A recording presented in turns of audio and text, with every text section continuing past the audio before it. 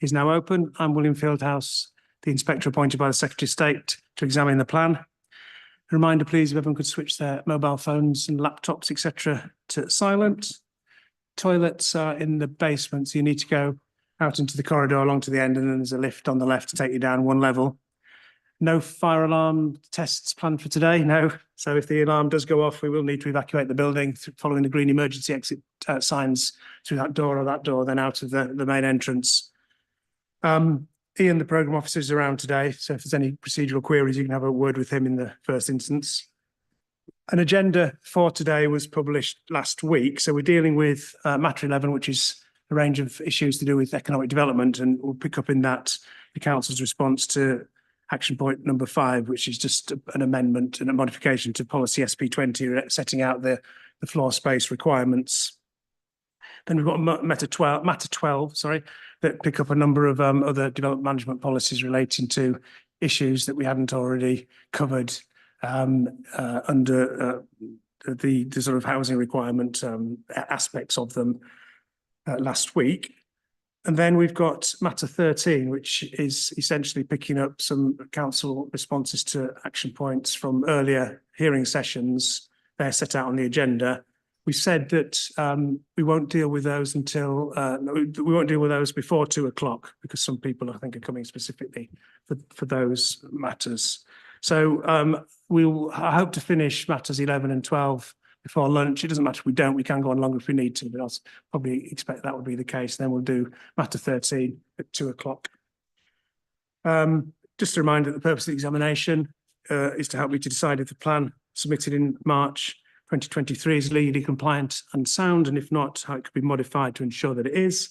So this session, like the others, will take the form of a structured discussion of the issues set out on the agenda, and I'll usually start with some questions to the council.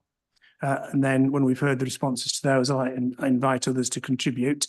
If you do wish to say anything relating to a particular issue, please put your nameplate on end vertically, and I'll bring you in at an appropriate time. And when you do speak, could you turn your microphone on? I know you're sharing microphones, some of you, but if you could make sure it's lower than probably some of them are positioned at the moment, and reasonably close to you so that it picks up your voice. As is normal during examinations, the council has proposed some modifications to the plan in response to my various questions at different times.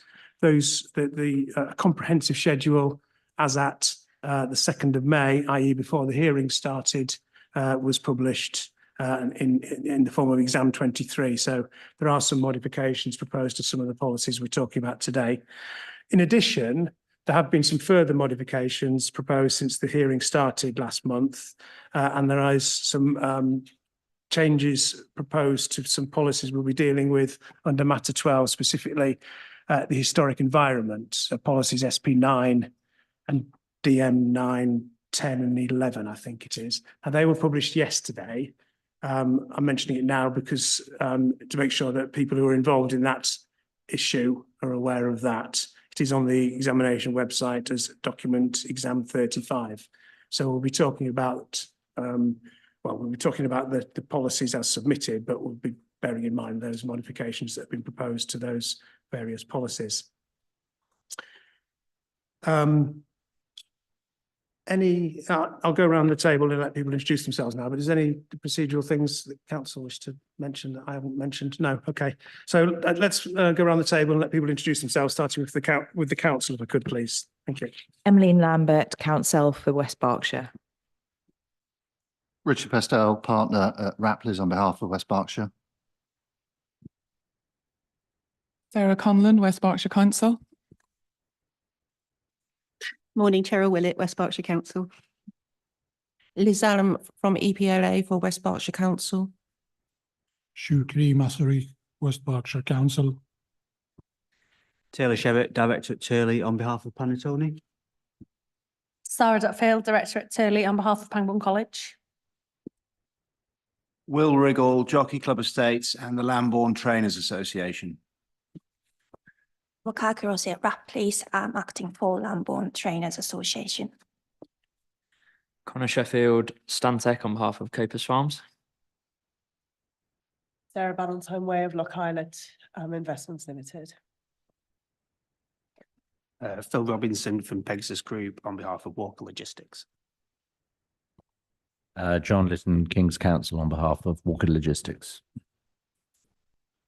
Ken Dykesman, I'm a planning consultant on behalf of the Titchener family, who own a very small bit of land adjacent to the Beenham industrial area. Councillor Simon Pike, Thatcham Town Council. Good morning, sir. James Isles and Gary Crutchfield from Provision on behalf of various client interests. Lucy White on behalf of Bradfield College. Okay, thank you and good morning, everyone. If you could put your nameplates, particularly down that end, if you could just sort of try and put them angled towards me so I could see them, just that's helpful. Thank you.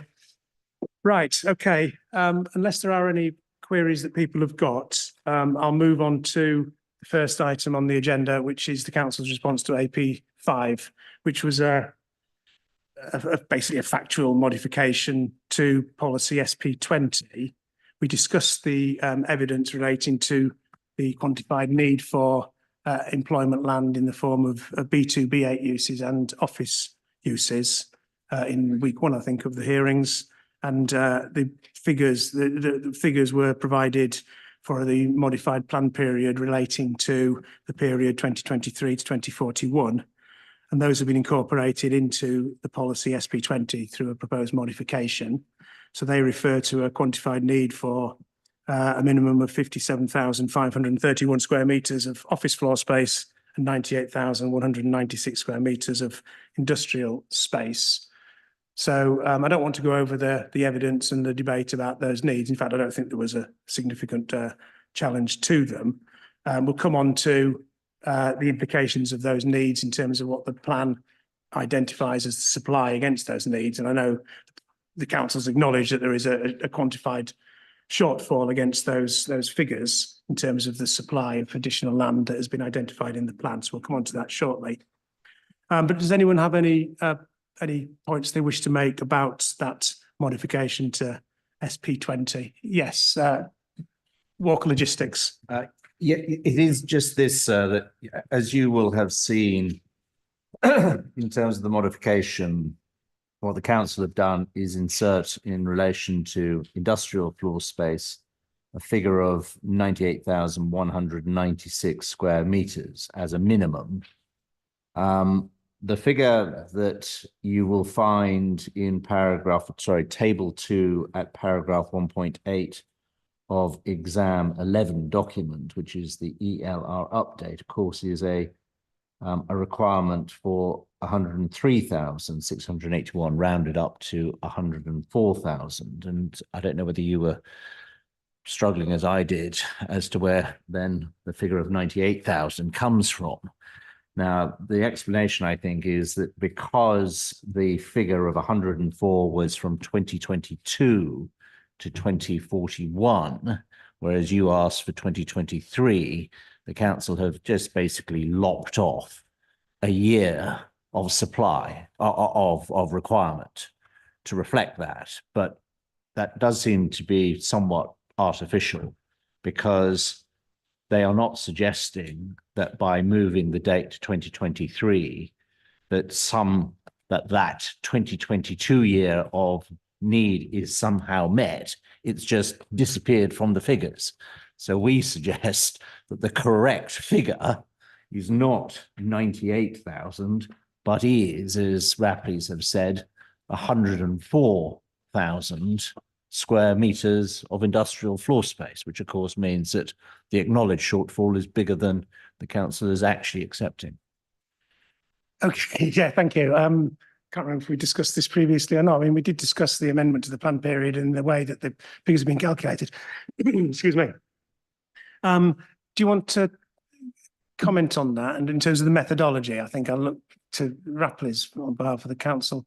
I can't remember. It depends on the methodology used, I suppose, to calculate the figure, does it not? Rather than, anyway, you explain. Yeah, no. Yes, I think the tables that we're referring to in the Rapleys update, you're right, they are 2022 to 2041, and the base date's been moved forwards.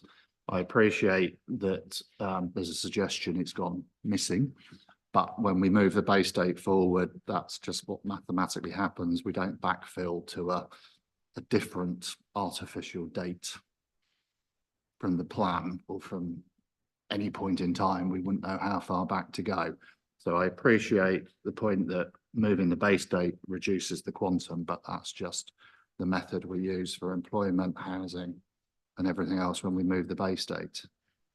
It is for housing because of the way the standard method is structured, methodologically, mathematically, because you work it out in annual figures and then just pro rata it forward. I suppose that's the question, isn't it? Your methodology, if you'd just used that methodology and started from 2023, would it have resulted in the figure of this 98,196 because of the way that you've calculated these forecasts and turned them into floor space requirements? Yeah, we're taking the plan period out of the middle of a range of a forecast. Right. So it is our best guess about what's needed going forwards.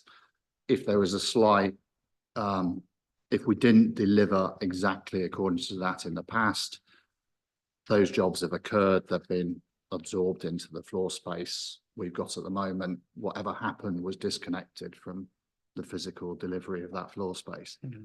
So no, I admit it's an anomaly, but if we were to keep going backwards, then I wouldn't, to be honest, know where to start. So when you first did this exercise and you had a date, I mean, it's based on, no, the figures are different, aren't they? Some are based on previous land take, aren't they? And some of them are based, you went for the higher figure, whether it was on the sectoral forecasts, the labour change or the land past plan take up. So it was based on an annualised figure of those things. Yeah. So we wrote, so whichever date you started it from, you apply an annual rate. And every time we update, we ask the council for the past data. So when we update the analysis for past trends, we know the floor space that we've delivered and we know the pipeline at the time. So we update everything in one go. So the B2, B8 figure is based on past take up. Yes. Yep. And it's based on an annual average over a long period. Yes. And you've just rolled it forward from whatever, rolled forward, whether it's 10 years, 15 years, 17 years, or whatever. Yeah, yes. Okay. Understood. Do you want to? I think it's accepted then that it's just the way the maths works. Yeah. What's not being suggested is that the need for the period up to 2023 has been met. So that need still exists. It's just that because of there is 1 year in terms of that time span that's locked off that you get this figure. So, I mean, it's right. We would suggest that it is a minimum figure of 98,000. In reality, it is more because of the artificial nature of the exercise. Well, I think the exercise is based on annual rates. It's like the housing methodology standard method. So it's not, some figures have got lost. It's just you're applying an annual average from over a different period. And the annual average is based on past take-up. So the annual average was, I don't know, whatever it was, 70 hectares a year, and you just applied that forward to. Yeah. And when we update it, we know what was delivered in the years previous, and the past trend period rolls forward. Yeah. So it does vary slightly, but if we do a past trends analysis 5 years ago, it uses different data. It will give us a different view. Yeah, because you'd have been looking for 10 years up to 2019 rather than up to 2023 or whatever. Yeah. These have bumped everything on by a year or so every time, but you get a very slightly different answer. I mean, I think past experience tells us that these sort of forecasts are very difficult to make and be accurate. I mean, whether you're talking about 98,196, 100,000 or 104,000, the point is the plan ought to identify a sufficient range, quantity, locations of supply to ensure that minimum need could be met, I think is. So I think, can we leave it there? And I understand where you're coming from. And it is and I think the way I order the agenda, I'm going to look at the designated employment areas first, which probably interrupts what we're trying to talk about, and I'll come back to what the shortfall is and why there's a shortfall in a minute. But let's just keep to the agenda as I've got it, if we could, and we'll look at the designated employment areas now, if we could. And the basic approach here is, again, it's based on sort of survey of existing land uses and those that are considered to be significant areas of employment are designated and protected, and the policies are quite strict in preventing the loss of those. So I think that there was assessments done in the Employment Land Review 2020 and then 2022. And then some further work was subsequently done to check the boundaries. So, I mean, it's a point in time, the boundaries, it protects those areas, but the policies in the plan also protect employment uses outside those areas in a similar sort of way. There's still a process you'd have to go through. So the basic thrust of the plan is to protect what we've got. Yeah, okay. In terms of the areas that are mapped and designated, they're all listed in the plan and they're shown on the policies map. There are some points made about some of them. Walker Logistics, no doubt, want to say it's slightly complicated because we're talking about an allocation and the designated employment area. I'm wondering whether we should just leave it until we get to the allocation rather than might end up going around some very similar things twice. But shall we do that? I'll move on to the allocations and we can think about what that means for and they overlap, don't they? I mean, most of the allocations relate to, if not all of them, relate to existing designated areas. So, and we can see that on the policies map. So let's come back to Walker Logistics shortly. Another one that was mentioned, I think it was Provision, was Riverside Studios at Thatcham. Is there anything you want to say? Sorry, I'm looking at the right people. Yeah. Do you want to just tell me what this is not a designated employment area? Is that correct? Yes, that's correct. It hasn't been designated in the plan, and we think following the council's. Could you move the mic across a little bit? Sorry. It will. The base will move. It's easy enough to move the. So we've looked at the designated employment areas and the methodology used by the council. We think there's been some sites that have been overlooked, so including our client's land at Riverside Studios, which is THA 24 in the Heeler. It's a successful established local employment premises catering to start-up businesses.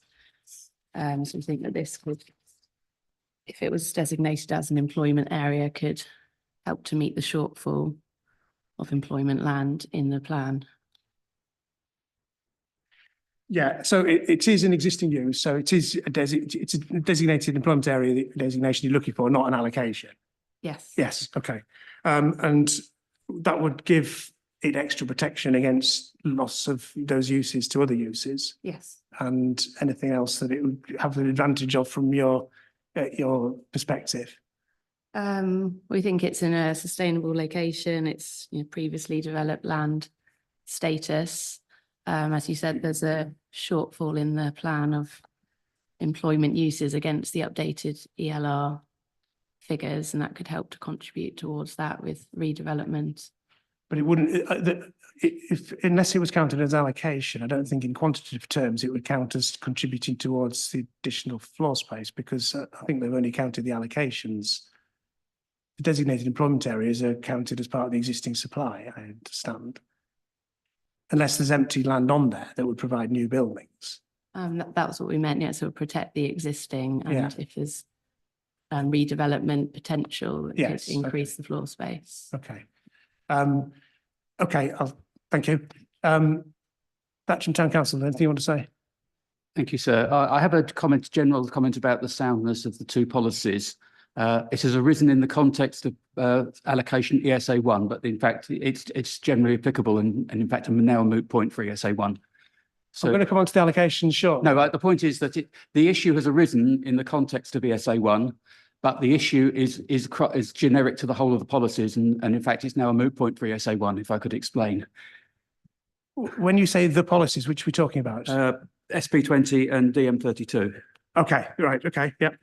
You want me to continue? Yeah, please, yeah. Okay, so the town council commented on ESA1, which at the time had approved use for B2 and B8, and at the time had an application for what was termed a logistics hub.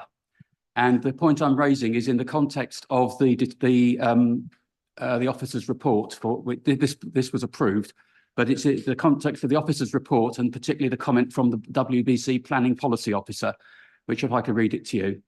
Summary of relevant policies. Principle for industrial development is established under, that's the application for the B2, B8, in accordance with the proposed local plan review allocation.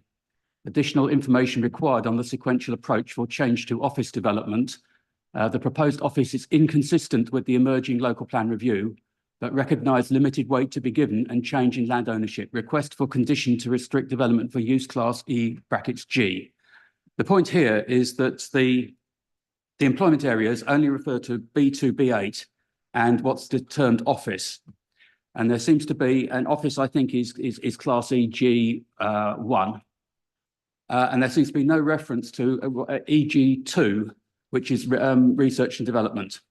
And this office, this logistics facility included lab facilities. So I can't find any reference in planning policy for EG2, R&D, not including manufacture of articles. And it appears that the interpretation of the Planning Policy Department, as evidenced by that officer's report, is that that should be discouraged in accordance with the local plan review. And it was an exception which was granted because that was given limited weight because of the state of development of the local plan review. So my concern is that there is no provision for R&D which doesn't involve manufacturing of articles anywhere in the local plan review. Another big example in Thatcham is Thatcham Research. You may have heard of that R&D facility, which does investigations relating to motor vehicles. And that is purely a research. It has very substantial facilities, including crash testing, which certainly wouldn't fall under an office building. But there seems to be no provision within the local plan review for employment, which doesn't involve the manufacture of articles or warehousing, distribution or pure office. Thank you, sir. Okay. I'm talking about the policies relating to designated employment areas at the moment rather than the allocations of new land. So, yeah, so this is 20. Yes. Which is the strategic policy. DM32 you've also referred to, which I think is the one relating to designated employment areas as well, is it? So thank you. So the point here is the approach to various E-class uses. Yes, and particularly you could take the first paragraph of DM32, which refers specifically to office, industry, storage and distribution. Yeah. And that doesn't include well, office is not defined, but I believe it to be 5G1. Okay. And there is no provision for 5G2, which was what was being allocated for that particular allocation. And there are other, as I say, there's other big examples in Thatcham, which would be inconsistent with the local plan anywhere in West Berkshire. Thank you.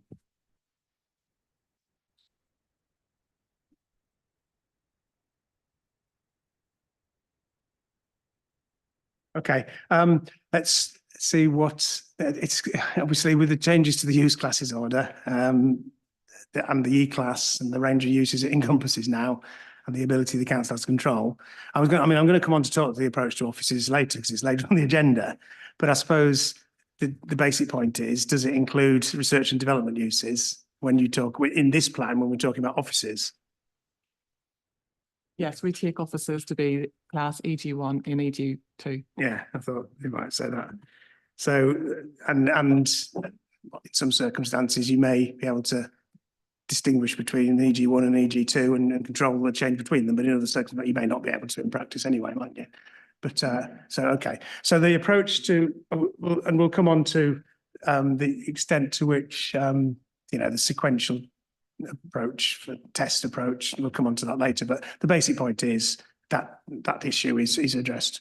Right.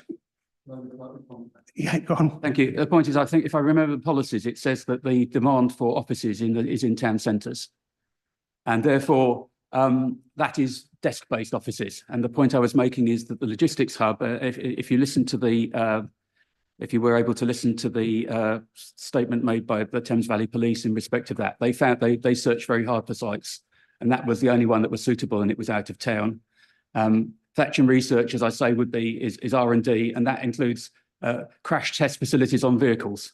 Neither of those are suitable for the town centre location, which the policies say is where offices should be based. So there's an inconsistency between that definition, if it applies, and the inclusion of R&D, because R&D is not suitable. Many types of R&D are not suitable for the locations that are targeted for offices in the policy. Thank you. National policy defines town centre uses, and it sets out a sequential approach to them. So that's one thing.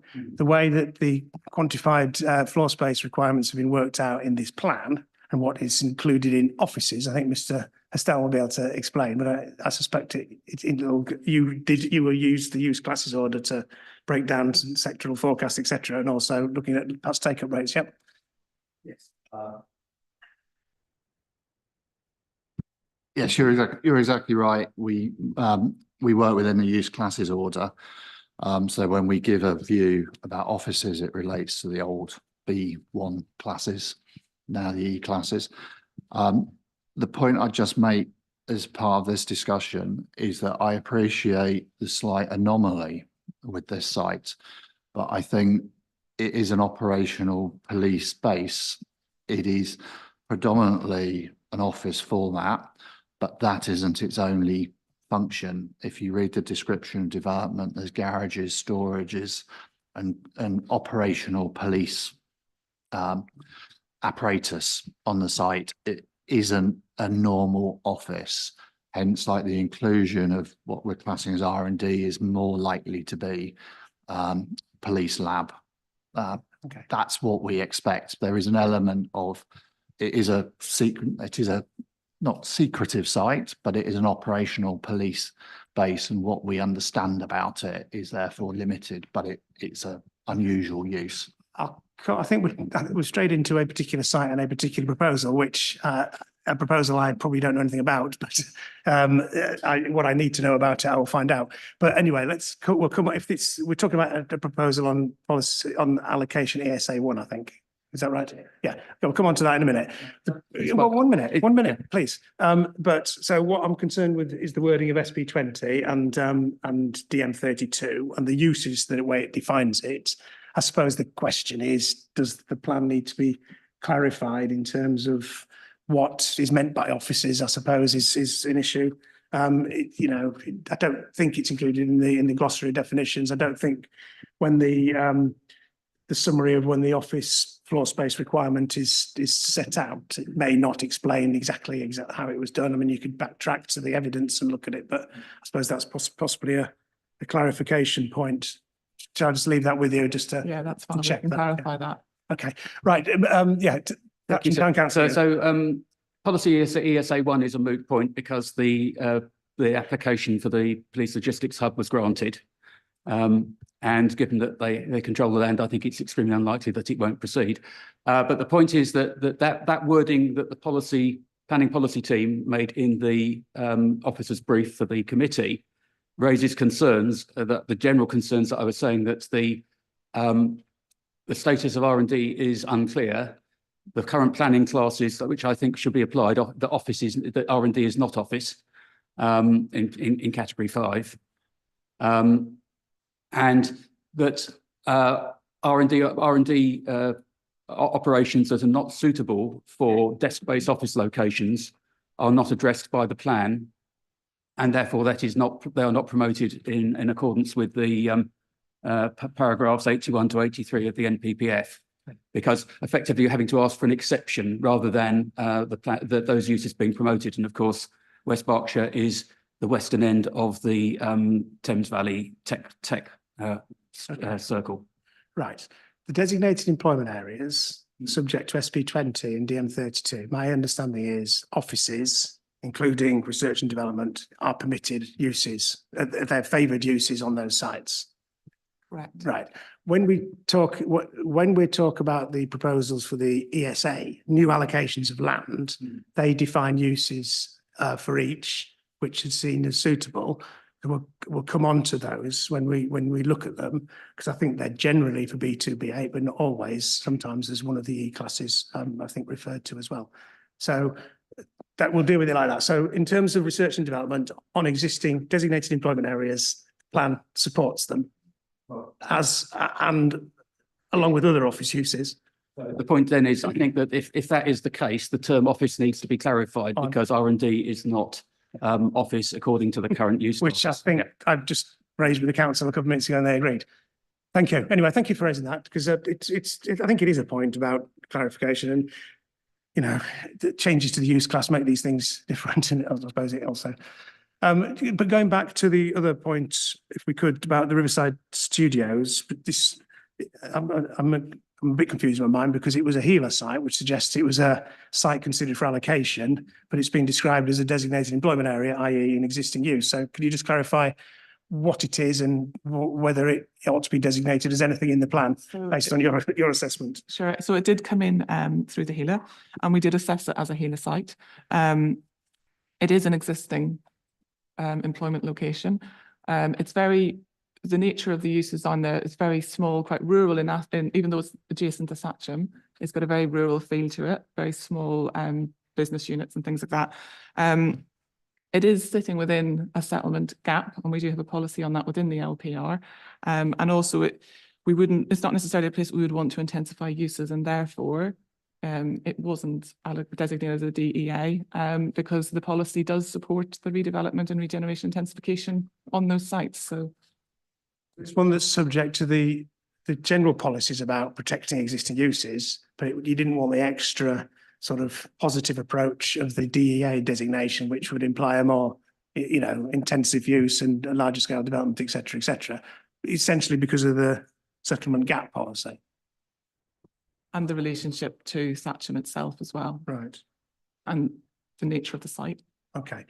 Right. Okay. Understood. I think I've got the point. I can give some thought to that. And there may be presumably there's other areas like this, which could have, you know, we looked at and could have been designated. So the DEA doesn't seek to designate everything that's in employment use. It seeks to pick out those that are of particular significance and ones that are in locations where the council wishes to see intensification, redevelopment, regeneration, et cetera. Yeah, that's correct. Yeah. Okay. Right. Okay. Thank you. Yeah. Provision. Thank you, sir. This might be the right opportunity. Please tell me if it needs to come later in the agenda, but I wanted to raise ALV6, the Easter Park site for our client Hope and Clay. So that was in the regulation 18 plan that was proposed to be a designated employment area. It's been dropped now on the back of the DEPZ issue. We wanted to, our main point is the evidence there justifying its complete removal as a designated employment area. In all other respects, it's an established business park. It's got potential for growth. It's purely the DEPZ issue. So the main point, sir, is to link it to the issue which we'll be coming on to again a bit this afternoon on the DEPZ. Yeah. I just wanted to get clarification from the council. Has it been considered to amend the designated employment status to, for example, only allow B2 and B8 uses? What is the harm of allocating that site in the DEPZ area? Has that been clarified? That's our concern, that it's gone from a very positive position in Regulation 18 to a almost sterile position. And we're just very concerned to understand the evidence behind that. And have we looked at positive planning solutions to maybe adjust it so there's a compromised position? Okay. I had got it on my list of omission sites for allocations. I don't know if, I mean, you're describing it as a designated employment area. I think your representation and statement talked about it being suitable for a certain quantity of additional floor space. So in that sense, are you suggesting it should be a designated employment area, or should it be an allocation, or should it be a bit of both, as in some of the other? Well, so but my understanding is the council had allocated it as a designated employment area, Regulation 18. So its protection is a designated employment area, but then also identifying it through that status as a place for positive growth. So where our interest is the shift from Regulation 18 to now. It's gone from a very positive allocation for growth to nothing. Yeah. Well, it's not nothing, is it? It's subject to the general policy in here about encouraging protecting existing employment uses. But presumably for additional development outside settlement boundaries, if that's what it is, it's also subject to other policies in the plan restricting to some extent those. So that's right. Yeah, it'd be interesting to know has alternatives to the designated employment area. Is there ways that could be managed without, by reducing the amount of uses that could be in that area? Yeah. Okay. Right. Do you want to deal with that? I mean, this is another HELA site that I think was looked at. Again, why its existing uses and its potential, some opportunity for additional. That's why it was looked at as a HELA opportunity for an allocation. Yeah. Yeah, so the site was submitted adjacent to Easter Park, which is an existing employment location. And so the Reg 18, it was included in the Reg 18 plan for allocation and Easter Park as a designated employment area based upon the evidence in the employment land review. Subsequently, there's been changes to the DEPZ and the approach taken, and we've had to take out the designation because it would conflict with the DEA policy DM32, which again, as I said earlier, promotes intensification regeneration. And obviously that's not what we want going forward in the DEPZ. Yeah. Okay, so it's back to, well, we'll talk about we talked about the approach to the DEPZ. In general, we've got a revised policy wording for it, and we'll talk about this afternoon. I suppose Provision's point is, was there something that was a bit more in between that could be, allowing some uses? I think you're saying that that you need clarity in the DEPZ about certainly making allocations and positive approaches. You're going to get proposals coming forward anyway that you're going to have to deal with in terms, but you don't want anything in the plan to sort of suggest that further development in that location is what is being proposed or encouraged. Yes, that's correct. And I also just want to pick up now in relation to this point is Aldermaston Parish Council made a comment on Young's industrial estate. Yes, they did. And we just wanted within the DEA section, it obviously is this inconsistent approach in how we've done that, and we want to what we did was we extended Young's industrial estate, but obviously that's adjacent to AWE. And the reason we did that at the time was, again, it kind of harps back to the Reg 18, but we want to bring that back to its current form and not have that extension for consistency, because again, that would conflict with the policy in DM32. I had made a note of that to ask you about that, the extent of the DA justified. So you're saying that you're proposing a modification to change the boundary of that designated employment area? Back to what it currently is. Yeah, okay. And then from your point of view, in terms of the existing employment areas within the DEPZ, you're saying that you'll have applied a consistent approach across them by not proposing any extensions or new DEAs? In the DEPZ. In the DEPZ? Yes. Or are there any designated employment areas in the DEPZ? Yes, Young's industrial estate. Okay, that's the only one. Cleaver as well, I think. It might be Cleaver Park. I'll have to double check that one. But the point is you don't want to make it any larger? Correct. We don't want to encourage it. Yeah. It'll have to come through SP4. Okay, understood. Right. I think that deals with everything under this issue, unless anyone else has got any other points they wish to make. Which means we'll move on to the sites that are allocated in the plan for under the ESA policies. So that's ESA 1 to ESA 6. And then I'll come on to talk about the shortfall and why there is a shortfall and the emission sites that have been put forward to potentially make up that, to address some of or that shortfall. So let's talk about the allocations that are in the plan first, because that's obviously what I'm examining. So ESA 1, I suspect there's something to be said in terms of the policy here, from what's already been mentioned. ESA 1 proposes, this is the land east of Colthrop Industrial Estate, and it's proposed for an additional 20,400 square metres for B2 and or B8 uses. Do you want to just update me on, this is the site that's now got permission for a police operations centre, is it? Yes, it is. So at the time of submission of March 2023, it had an extant permission for B2B. And since then, the ownership has changed.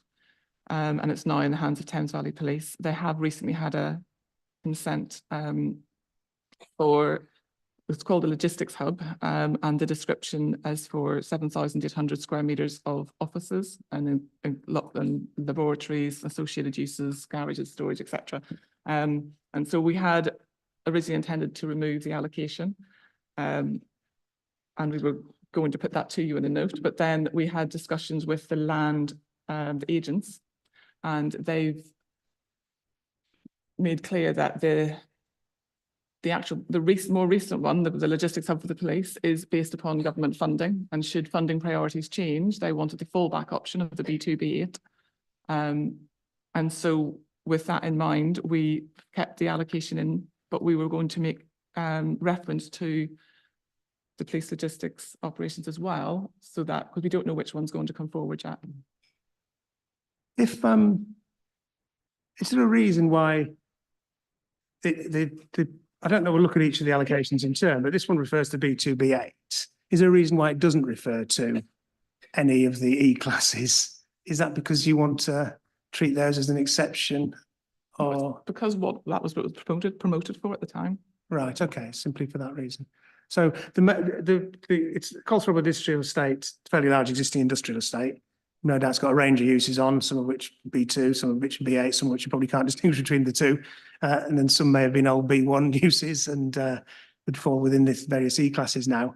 But this bit in particular was seen as being promoted for specifically B2B, and that's what the policy reflected. I mean, I suppose the question to the council is, should there be, I mean, it goes back to Mr. Pike's point, I suppose, in an allocation like this, should it include some of the E class uses? And if so, which ones?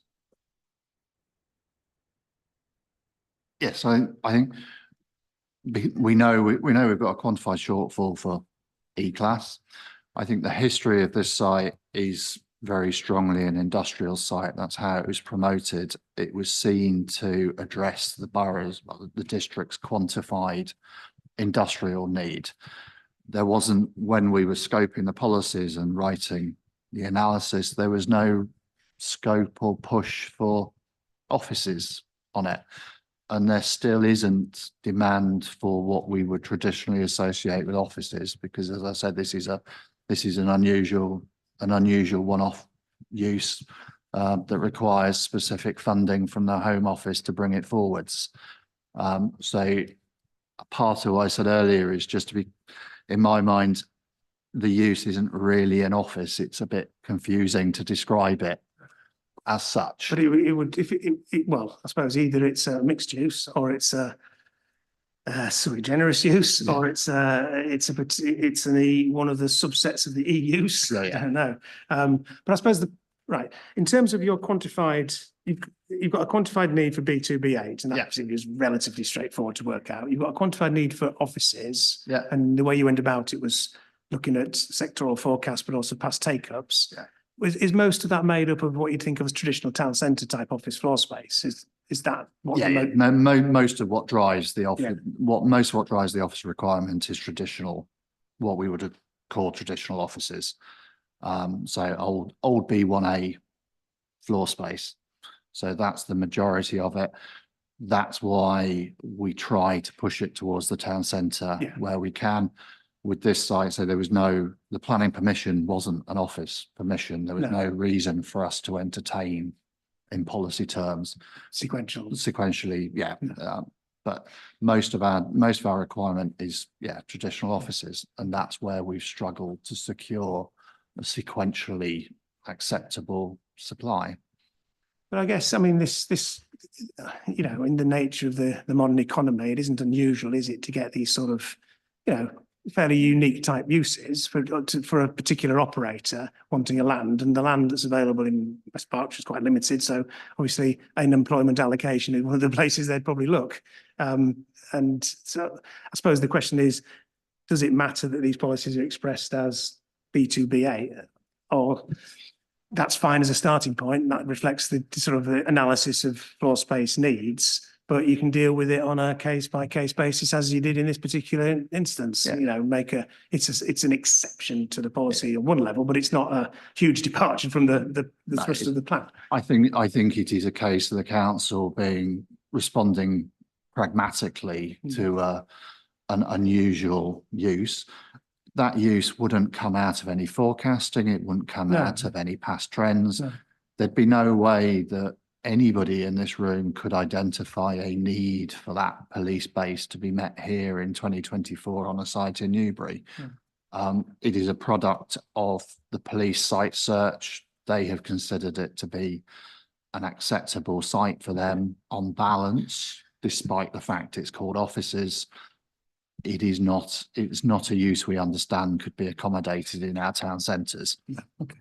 And the same could apply to another business HQ type operation or whatever, couldn't it? I mean, they could come forward, but you can't actually predict them in quantified terms. I think we look at everything on it. We look at everything on its merits. We can't write a policy that covers every unusual use, and this is one. I would hope that if a traditional office occupier wanted a large quantum of space, we would encourage them to look in the town centre, because they wouldn't have the mix of uses that's in the development description for this site. And I think the key to this is the development description is not simply offices, and it is called an operational police base. So far more happens with it than we would expect a town centre office would have.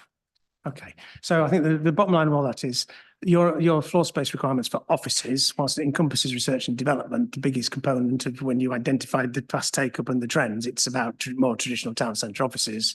Hence, the starting point is look at the town centre first for those. But if an R&D type of thing comes along, your policy could accommodate that in one of these sites if necessary.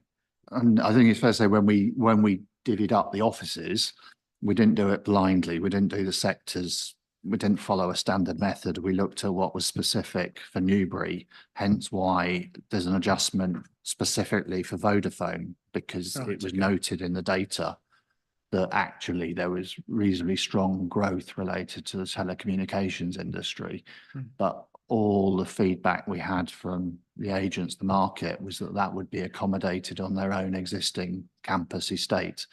So we made a specific adjustment to that because we had the evidence and the data and the market data that we could foresee that adjustment coming. Okay. Police, we can't, but I wouldn't say it's national infrastructure because it isn't national infrastructure, but it's police. Yes, okay. It's police infrastructure. Yeah. Okay. So in terms of where we are in ESA 1, is the council wishing to propose a modification to refer to the factual position that's arisen? Yes. But leave the policy as it is? Yes, there's a full. Leave the B2, B8, but explain in the reason justification that the particular circumstances. Yeah, I think that given that there is confusion over the description of offices, and we know that there's a very specific reason that resulted in the permission being granted, for the policy just to clarify that there's two, and when we talk about the alternative, it's a very specific use. It isn't a headquarter office building. It isn't something that we would move somewhere else. It isn't somewhere we'd like somebody to pick a precedent up and say that you granted 7,000 square meters of offices. Okay. Understood. Right. So you can draft something. I'll have a think about it and see how I think it fits in terms of the plan. Right. Yeah, Mr. Pike. Thank you, sir. I think the specifics of this particular application is a bit of a distraction. There's a general concern here. So the policy says the provision of approximately 20,400 square meters of space, a very specific number, must have been calculated on a very specific basis, which I suspect is large buildings for warehousing. This application, the application for the police logistics hub was about 7,000 square meters of general main bus, about 2,000 other. But it had 250-ish car parking spaces because of the employment that it would generate. So it's a high value thing. I would like to draw your attention to paragraph 81 of NPPF. Planning policies and decisions should help create the conditions in which businesses can invest, expand and can adapt. They should not just respond to the current usage in 3 years ago for a plan that will extend to 2041. So I think that's a very weak argument on the basis of on which the palaces are made. This example, while it might be specific, is not unique. I've already made reference to Thatcham Research, which is a very large enterprise in the Colthrop estate, which wouldn't fall within B2, B8 or office. Formerly, there were also large buildings from Panasonic and Sony also on the Colthrop estate. So a large part of that potential usage and the part that the town council would like to encourage falls outside this policy. Now, if this application doesn't proceed, we would like the precedent that's been set through that granting of that application to be carried forward, and therefore that the target space, which effectively limits the usage to certain applications within B2 and B8, to be modified. Thank you, sir. So you want, for this site in particular, a broader range of uses, including research and development type. Yes, thank you, sir. And I think if I recall correctly, this site was included in the Thatcham Strategic Growth Study at the time. It was part of that, and I think that the usage envisaged in that study were broader than just what would be generated by buildings of 20,400 square meters. Thank you. Yeah, in terms of the paragraph 8.3 explains how these floor space estimates, I mean, I suspect these are going to be even more approximate than the figures for housing development, aren't they? Given that, you know, the floor space that you'll end up with for B2 or B8 could be considerably different. I just, yeah, I mean, do you want to explain how it has been done for each site? We just did it based on plot ratios, so 60% for offices and 40% for industrial across the site area. And developable site areas should the area have been reduced slightly for landscaping based upon the landscape evidence. So, I mean, how much departure could you reasonably get from this for if it was all B8, say, rather than B2, or, you know? In terms of plot ratios, Yeah. there is I mean, it doesn't have one of the things that's slightly, it doesn't have any size of sites for these allocations, so you don't know what you're starting from. But anyway, leaving that aside, so if most of the analysis, yeah, we apply plot ratio to the hectareage. So if the hectareages aren't in the policy, maybe that's a minor amendment. 40% for industrial is a reasonable rule of thumb. There is an argument as to whether it should be 35% for very large strategic warehouses, but we're not really that market. So I think if there was a disagreement about plot ratios, it would be between 35 and 40, but 40 is the rule of thumb. Offices, we always say, and it's stated in the employment land evidence, that when it comes to determining or thinking about offices, the better way is to think about floor space, because the plot ratios vary hugely. Plot ratios don't tend to vary so much for industrial, simply because in this part of the world, they're single floor. The amount of floor space we can get is partly dictated by access, servicing, etc. But of course, for an office, we could have a 10-story office block, not that we would in Newbury, but elsewhere. You could, totally different plot ratio. So for thinking about that, it's better to think about in terms of floor space rather than land. Land for industrial, floor space for offices. yeah, but you've turned it into a square meters, haven't you? Yes. Yeah. So it's just a simple 40% of the site turned into gross internal area or whatever it is. Anything that deals with jobs, so anything that uses the economic forecast, so the offices work, job numbers in the forecast, translated sector to space, which were tested and hence adjustments for Vodafone.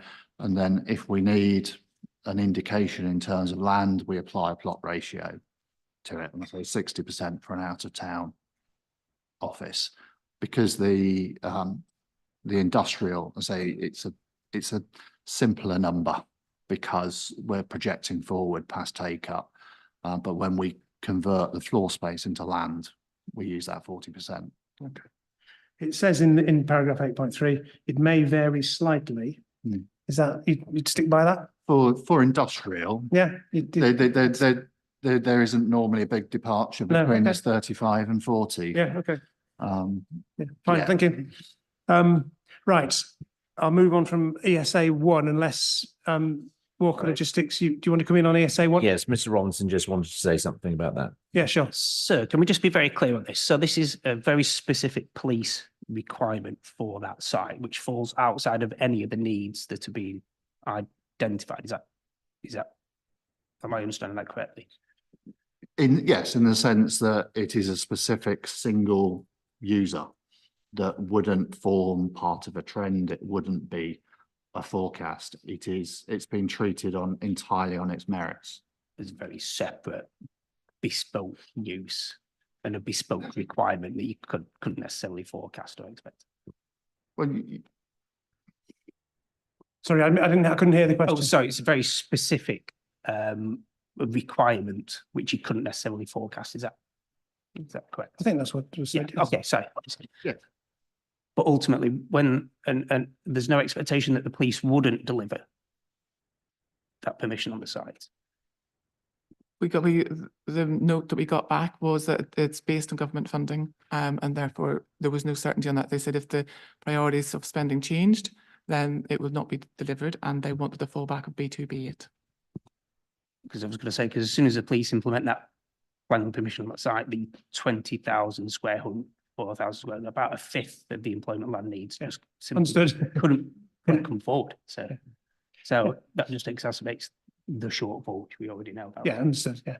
I mean, it comes back to the point I was making. I mean, once you've identified a minimum requirement, the plan needs to provide sufficient opportunities to meet that, taking account of all sorts of need for flexibility if you can, which is exactly some things like that may happen, that some of the supply may not come forward in the way that you envisaged it for one reason or another. So I understand the point. I think, whether we're saying that you can now discount 20,000 already at this point, I don't know, but I'm aware. Yeah, I understand. I mean, we've already got a shortfall, haven't we? And you're saying again, well, there's another reason why it could be bigger, the shortfall. Yeah, much more than what's already identified. Yes, sir. Okay. I think you have a point. Thank you. That's from Town Council. Thank you, sir. So while this particular application is specific and couldn't have been predicted, as I've indicated before, there are other examples of uses within the Colthrop estate which wouldn't comply with these policies.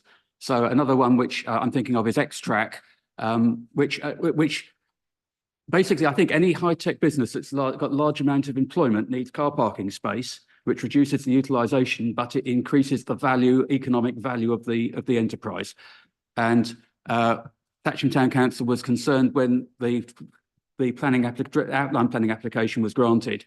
That in effect, this target is these policies are driving the utilisation towards warehousing, which increasingly is automated and doesn't create employment, doesn't create high value jobs, doesn't create economic benefit.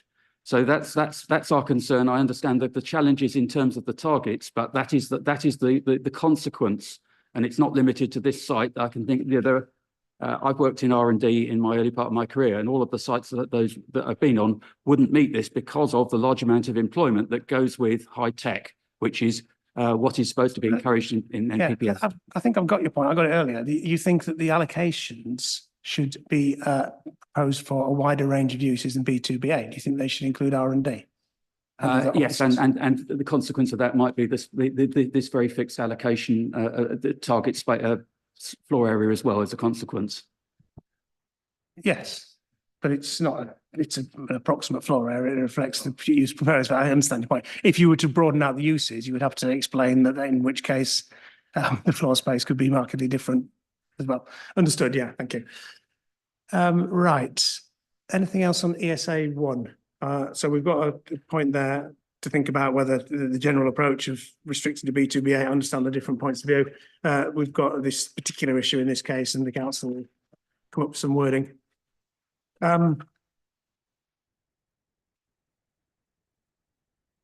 Right, ESA 2 and ESA 3, which we've got two allocations, and we've got a designated employment area at this Membry industrial estate. We know we've got proposals put forward by Walker Logistics, who own more land, I understand, based from what you said in your Reg 19 revenue statement. And we've got maps showing this. So there's some lines and some outline permissions that have been granted. So there's a number of detailed issues, I think, which we get the council to respond to, and it may be easy to go away and sort it out between yourselves. But the general point is you think that there's more opportunity for a larger area to be allocated for further development. I think, should we deal with that fundamental point before we look at some of the more detailed things about the where the lines are drawn and the wording of the particular policy? Yes, sir. And I'll ask Mr. Robinson to deal with those sort of details of the site itself. But the context, of course, is, as again, we've all accepted, is there is a significant shortfall acknowledged, and it makes common sense to, where you have existing employment areas and an existing allocation, to maximize the allocation, which we say can be done successfully here, to address at least part of that shortfall.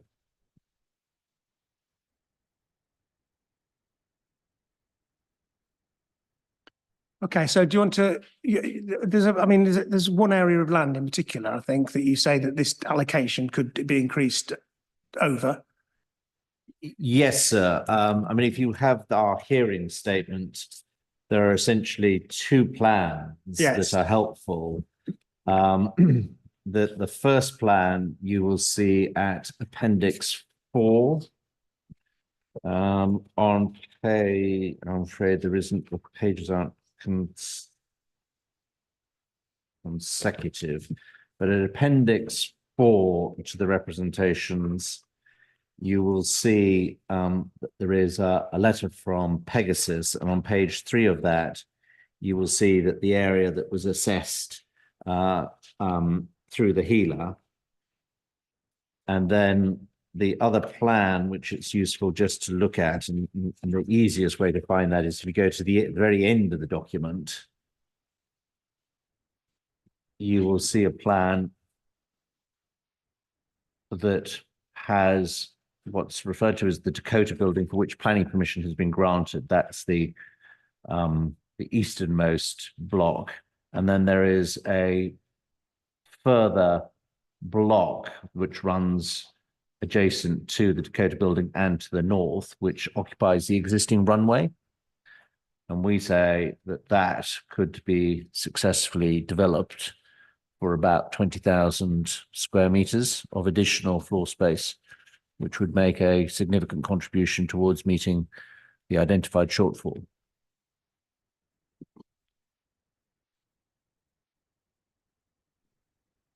The land holding is greater than that and extends further to the west of even that proposed, or that area, the existing runway, and encapsulates the fields to the west and the woodland, which is shown in dark green on that plan right at the end of the document. Yeah. Okay, so the difference in quantity, I think, between, so there's an additional 20,000 square meters. I think the additional quantity is around 7 hectares or something, is it? Is it something of that nature? Because the allocation is 6.9 hectares, I think, in the council statement. The total allocation is, yes. Sorry? The total allocation yes is 6.9 hectares. Of that, there's a developable area that's smaller. Yes, yeah, a developable area smaller. That's where you get to the 20,000 square meters.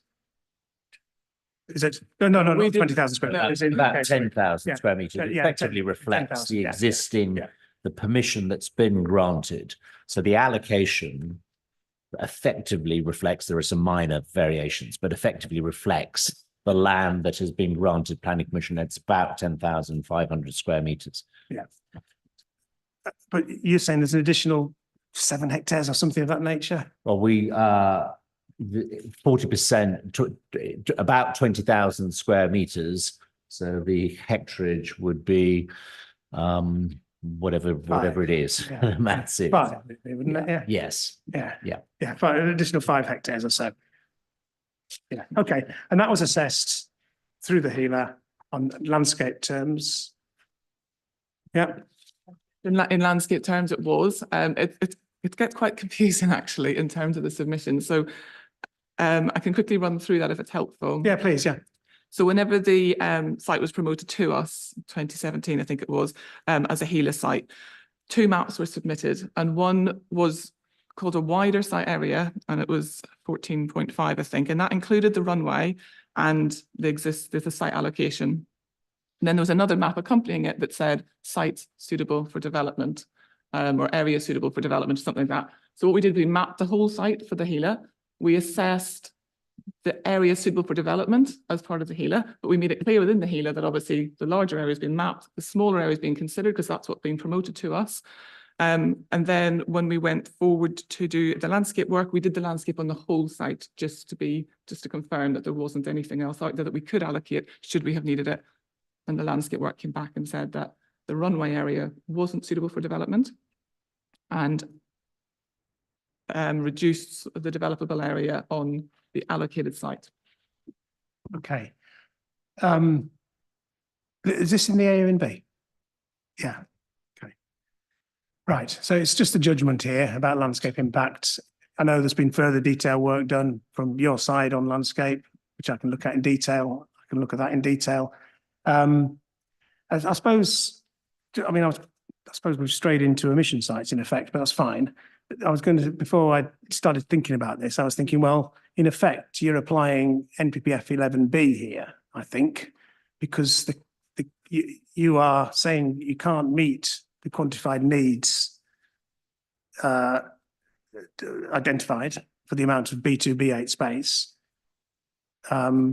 because of restrictive designations, restrictive policies in the NPPF. Is that? I haven't asked in that for terms before. I was thinking about it this morning, and you haven't expressed it in those terms. But I think that's essentially what you're saying, isn't it? The landscape impact, yes, does rule out. So if we look at 11B, yeah, it's a footnote 7. Sorry, it's a footnote 7 yeah, protection. it's a footnote 7 protection. Yeah. So what you're saying, I suppose, is the test is, you know, strategic policies should, as a minimum, provide for objective assessed needs for B2, B8 in this case, unless the applications of policies that protect areas or assets of particular importance, including the A and B, provide a strong reason for restricting the overall scale, location, or whatever of development. So that's where you're at in terms of the council's position. Yeah, perfectly put. Thank you. Okay, so it's down to that judgment about landscape impact on the AONB. Fine, okay, over to Walker. Yes, all I would say is obviously in the context of the council already having granted a planning permission for B2, B8 in the AONB. And so this is not a situation where the council is saying the AONB is sacrosanct, because it is already accepted that the need for industrial floor space of itself has already justified the grant of a planning permission. Yeah. So it's not an absolute, they haven't applied the AONB restriction in an absolute terms. And if they had, you'd probably shout even louder foul because there's no assessment of whether it represents a strong reason. So it's a judgment about whether in this particular case, the impact on the landscape represents a strong reason to restrict the scale of development. Is there anything in particular about the landscape evidence you want to draw my attention to that I will look at, and I've looked at it and I'll look at it again, but is there anything in particular you just want to draw my attention to about the difference of opinion between the impact or how it may be mitigated, for example? I was going to say, so I think you can cover that sufficiently yourself. I would probably just note in the committee report for the application, which is an appendix 2 of our regulation 19 statement, there is paragraph 6.17. I would just direct you to that as well. So just in terms of the localized character and appearance of the area, localized impacts. So again, so it's probably just relevant just to read the landscape evidence in that context. But is that's the planning permission that was granted for the area that's allocated? It is, yes. So are you saying that localized impact would equally apply to the area further east or further west? Sorry, that's correct, sir. Yes, you'd maintain it's still a localized impact. Absolutely, sir. Yes. Yeah. Yes. Okay. Thank you. Anything else you want to say on this one?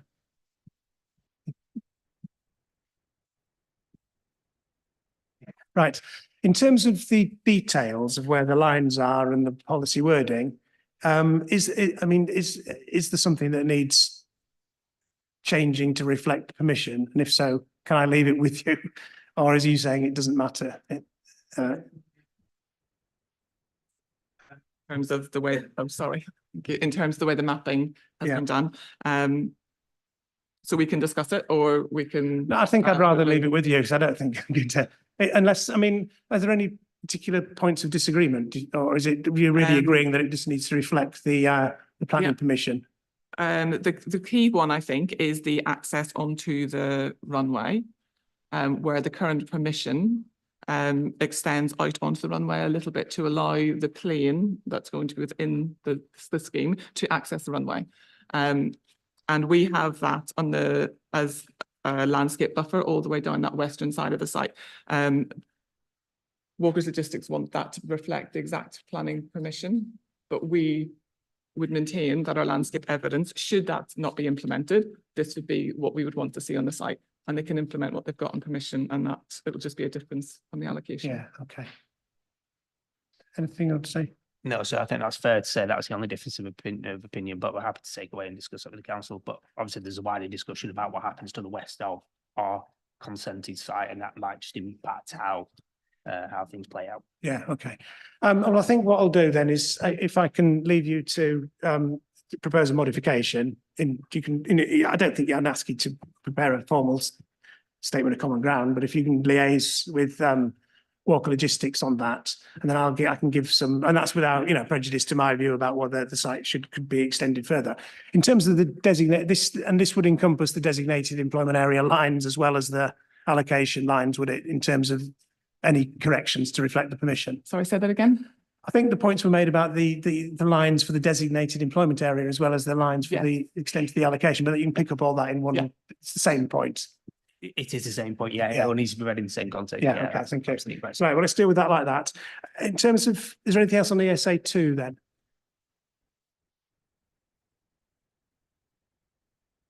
No. Thank you. ESA 3, so this is another part of the same, it's another area within the designated employment area or adjoining the designated employment area that's allocated for. Okay, and that's for, this is one that's B2 and or EG3.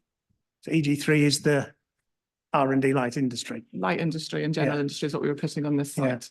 And that reflects what was promoted and the suitability of the land from the council's point of view? The site was promoted for offices Right. and or storage.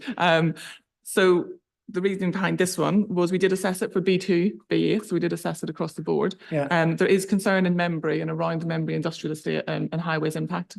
And the council took the decision to keep that as the light industry and general industry to try to keep the reduction of the HGV vehicle movements and things like that. So that's where that decision has come from. But it has been assessed as both. Okay. Okay, thank you. Right, Thatcham Town Council.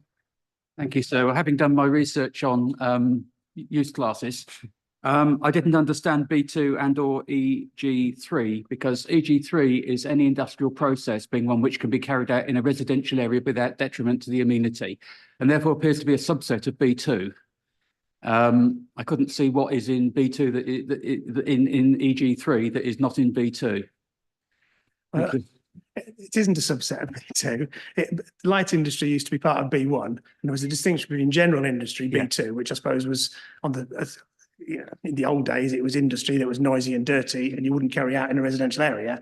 But B1 was by definition something you could carry out in an industrial area, in a residential area. Point I'm making is if you can do B2, which creates those nuisances, Yeah. then you can inherently also do the same thing, but not creating the nuisances In that location. within B2. Therefore, you don't need to have EG3 because that is the restriction that you cannot create the nuisances. Oh, I thought you were going to make a different point.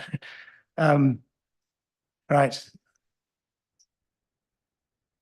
Well, they are different use classes. So different, but I'd say my interpretation was that the EG3 is a subset of B2, in which, among other things, you cannot create the nuisances that B2 permits. But having permitted B2, which creates the nuisances, you don't need to have a separate designation for the one that doesn't. That's my understanding. Right. Unless it's a typo and it meant 5G2, which is the R&D, which is distinct. Right. And I suppose I thought the argument we were going to make was, well, in principle, light industry should be allowed anywhere that heavy industry should go. I thought that was the point you were going to make, because why not? It's not going to cause any harm. I was making the same point in a different way, yes.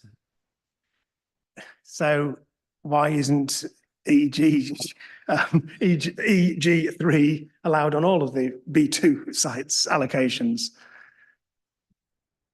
So I think it's written somewhere, it must be in the employment background paper, that the B2BE, it does include EG3. It doesn't, or it does? It does, it does. Yes. It's just that whenever we were then restricting it to the industrial uses in terms of light industry and general industrial, we felt that it would be better to be more specific on that point, Yeah. because, but B2B, it does also include the EG3.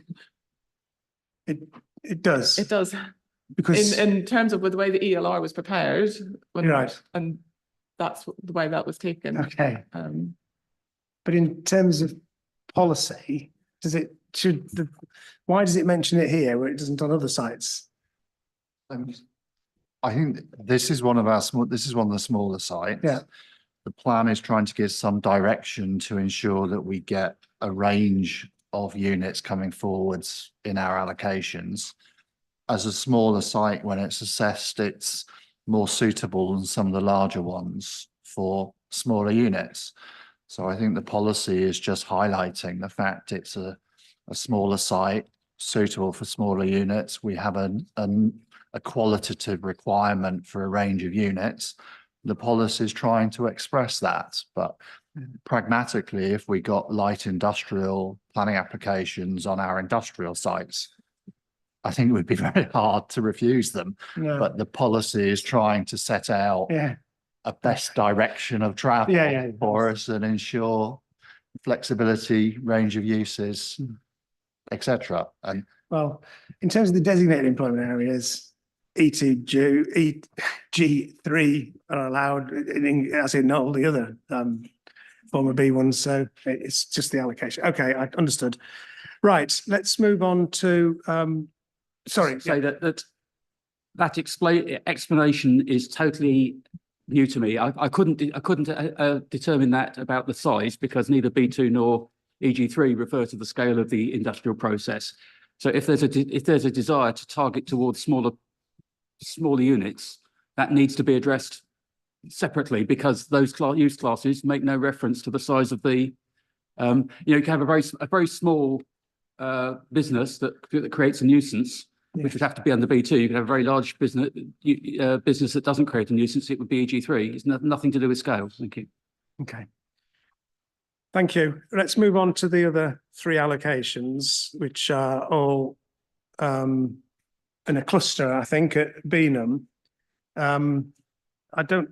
These are, again, for B2, B8. One of them's for EG3 again, and they're all relatively modest in size. I haven't got any particular questions about these. I don't think any points have been particularly made about them. So is there anything you want to say about those three allocations? There's just one point that we will be proposing a modification to ESA 4. Yeah. To remove the reference to the mineral safeguarding area. Okay. That was, it's just the layers on the map. Came up wrong. Right, okay. So it's not within a mineral safeguarding area? No, it's in a waste safeguarding area, but the plan refers to both, so we're just going to remove the minerals element. Okay.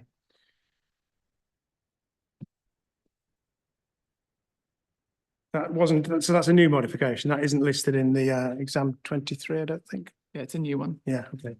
Right, thanks. Which actually does bring me on to just a question I was going to ask. There are modifications to all of these policies to include an additional policy relating to water supply and drainage strategy and the issue of adequate capacity for water supply and wastewater, which brings us back to an issue we discussed last week, isn't it? This is a mod that was agreed with Thames Water and/or Environment Agency. I asked you to think about that. I kind of suggested a way, but it wasn't an absolute suggestion in the sense I asked you to consider whether, in the light of the evidence about what you know about the capacity for supply and wastewater treatment, the modifications to, well, it was DM6 that prompted this, wasn't it? When we were talking, or DM7, I can't remember which. But there are modifications to a number of housing allocations, and indeed these, that reflect the same kind of approach, which is basically saying, well, it's sort of highlighting that there may be a capacity issue and that development may be held back, phased, which it was put last week by some of the housing developers. Well, there is no evidence to indicate that's the case, and that should have been addressed at the plan making stage. So it's the same point, I think. Yes, and I don't have an answer from No, what's happened. but I think when considering that, we'll consider this. as yeah, well. please, if you consider it, because I think I did suggest that in thinking about DM7, there could be knock-on implications for some of the other allocation policies. I mean, it could be that this sort of concern may reflect development that's not proposed in the plan. But I think the point being made was, well, you've assessed the capacity for water supply and water treatment, and the development proposed in the plan can be delivered without a constraint in those regards. So this is all unnecessary and unjustified, this sort of. I think it was about the phasing, wasn't it? And the phasing and making sure that the developers spoke and communicated with Thames Water and things like that to make sure that Yes. was coming forward. But we can have a look Yeah, at it, and we'll okay. look at them in So the. bring that right. into the same consideration, okay. Right, thank you.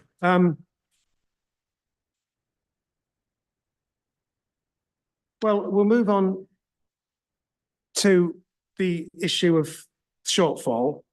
Or I think, you know, sorry, SP 21. SP. I think SP.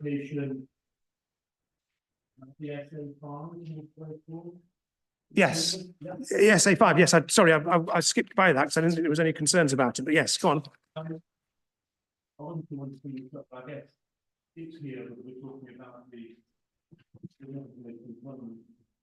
under SP 21. Are they representation to enlarge the industrial area into the land southwest of North Walk, and that was agreed. At the same time, I made a very minor request to just the boundary of the Beacon area. My representation is that, you know, it is unprovided for this requirement. And it really is a tiny bit, but it's not time for people to own it. They live under directly next to the industrial allocation, and it's due north of them. And they own a car park, which is part of the industrial area. Okay, the string of car park, which run along the western side of the western part of that makes sense, of the Beacon industrial area. Okay, so I'm not looking for anything new to be allocated or any additional land. It's just a boundary change to acknowledge the fact that there are car parks currently used as part of the Beacon industrial area that are not included within this boundary. Dare I give you a plan? You've already got it. We have it. We have it. I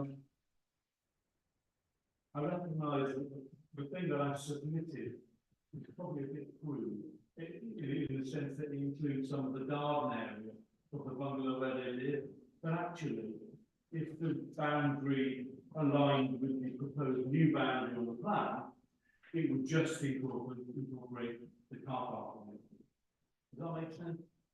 It really is just a very small tweak, but I didn't know how else to bring it forward other than this. Okay, so this is the allocation ESA5.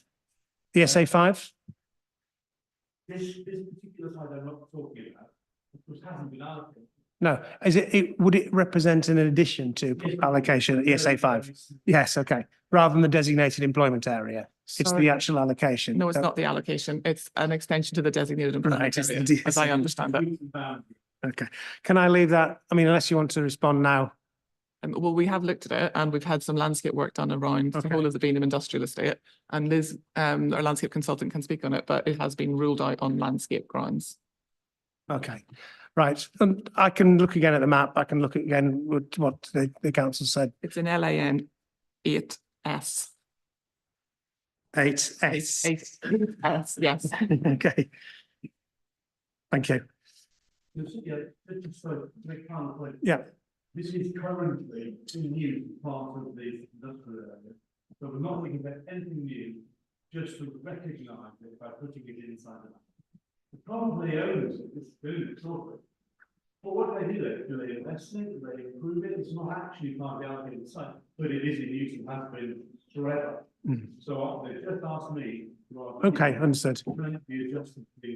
Yeah. So it's in use as a car park, so it doesn't have buildings on it. I suppose that's the difference of opinion, is it? The effect that putting buildings on it would have in landscape terms compared to an open car park, is that? Yes, Liz, I'm a landscape architect for West Berkshire. Yeah. This site, we're talking about areas within the A, O and B here. To the east of the site, which runs along the existing employment area, there is a public right of way where there are views out to the surrounding rural countryside. That is why, we do not want it developed, to retain these views. So you're aware it's a car park? Yes. But the difference would be a car park's one thing, putting buildings on the car park would be a different landscape impact. Exactly. Yeah, okay. Except that the car park is against, the buildings are on one side and the car park there. I saw it as an enabling thing and said, if they did apply for a building on the car park, that would enable more landscaping. And actually, it's softening the impact of the existing industrial units that are there. Understood, yeah. Okay, I'm going to move on if I could, please. Yeah. I've got. I don't know what you do now, I just wanted to make. I understand the point, yeah. Very fine. Part of the area that I submitted is I realised, okay? But that could be deleted and we'd only be focusing on the area that's currently being developed. Okay? Thank you. Okay, before we have a break, sorry, Thatcham Town Council. Just to note that the points that the discussion about ESA 3 also applies to ESA 5 because it's got EG 3. Yes, I saw, yeah. Thank you. And potentially it could apply to the other ones that are described as B2. And I'm going to, so we've got an acknowledged quantitative shortfall. We've got some other sites that have been put forward through the HELA. 16 were identified as potentially developable in the sustainability and looked at in the sustainability appraisal. 6 of those were allocated, 10 weren't. 2 of them were in the AONB, and we've talked about the landscape assessment. And then there were some that were in the DEPZ that were not proposed for inclusion. So in terms of this exercise, I suppose, yeah, we've talked about the ONB and the landscape impact. Are there any other sites that people wish to say more about now that fall into that category before we move into the DEPZ category? Yes, Stantec. This is the Coppice Farms. Yeah, The just Bean Coppice again. Farms, Bean 11 in the HELA. It wasn't assessed in the SA as one of those 16 or 18 sites that you just referenced, as it was considered unsuitable as part of stage 2. Stage 2B of the HELA. It was considered unsuitable basically on landscape, similar to the point you've just been discussing in terms of views. And yeah, I'd like to raise a few points on that, but that's the site. So you want to say, particularly draw my attention to in terms of landscape then? a couple of points. And I mean, a key one that we ask, if you haven't already been to look at the allocations that are proposed at Beanham, two of them being in the AONB, is the visual impact of this site. So the site that we're promoting is it's been 11, but it's been assessed as 2 parcels. The HELA also assesses the a quantity of 27,000 square meters, which was the initial HELA submission that we submitted. I think it was in 2021. However, we did reduce that to 20,000 square meters as part of our Reg 19 submission to incorporate additional landscaping and a buffer to respect its location in the AONB and to take that into account. So that's roughly 30% of the whole site area proposed for development. As you see from some of the landscape evidence, our main concerns are that the viewpoints and the assessment of it are not fully representative of the context of the site, its location next to the designated employment area and the additional growth that will be going on at the employment area, and also the wider context of the site in terms of the A4 to the south, which is a recognised freight route in the council's evidence, the landscape character areas around there, which in the landscape character assessment reference a number of times the context of woodlands and coppices and hedgerows, in particular improving those and the contained nature of the area. So effectively our points were that we don't consider that the site could not come forward with some form of mitigation, either through planting or by way of master planning a site to respect its location. Okay. And that's effectively the point. Yeah, so you don't think the landscape impact would be any greater than any of the other allocations, or significantly greater, but and mitigation, woodland planting, whatever could. Yeah, particularly, and the site is, as we make in clear in our hearing statement, the site would represent a nice rounding off of the employment area. And yeah, that's our point really. Okay, thank you. Sorry, yeah, Turley. In a similar manner to Stantec, our site at Thiel, on behalf of Panasonic, is not listed in one of the 16 in the sustainability appraisal. It was previously identified allocation at the December 2020 Regulation 18 version of the local plan, subsequently removed due to landscape sensitivity work. We provided a rebuttal to that landscape sensitivity work as part of our Regulation 19 representations. I think it's Appendix 2 of those representations. That included detail about how the site could come forward, how it could be master planned, landscape buffers applied. Our view is there's a difference of opinion between the landscape impact between the council consultant and our own landscape consultant. The site is directly to the north of a designated employment area, Arlington Business Park. It's directly on the arterial route of the M4 motorway and A4 Bath Road. The council are proposing 2 allocations directly north of the site. The site isn't in the way of A1B. It isn't. There's a slight proportion of the site in the conservation area, but there's no built development proposed on that area of the site. Arguably, it has less landscape harm than any of the identified allocations in the local plan, especially those in the A1B.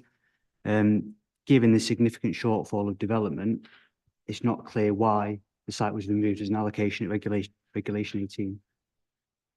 So we'd like to. Okay, understood. Yes. Thank you. Yeah, thank you.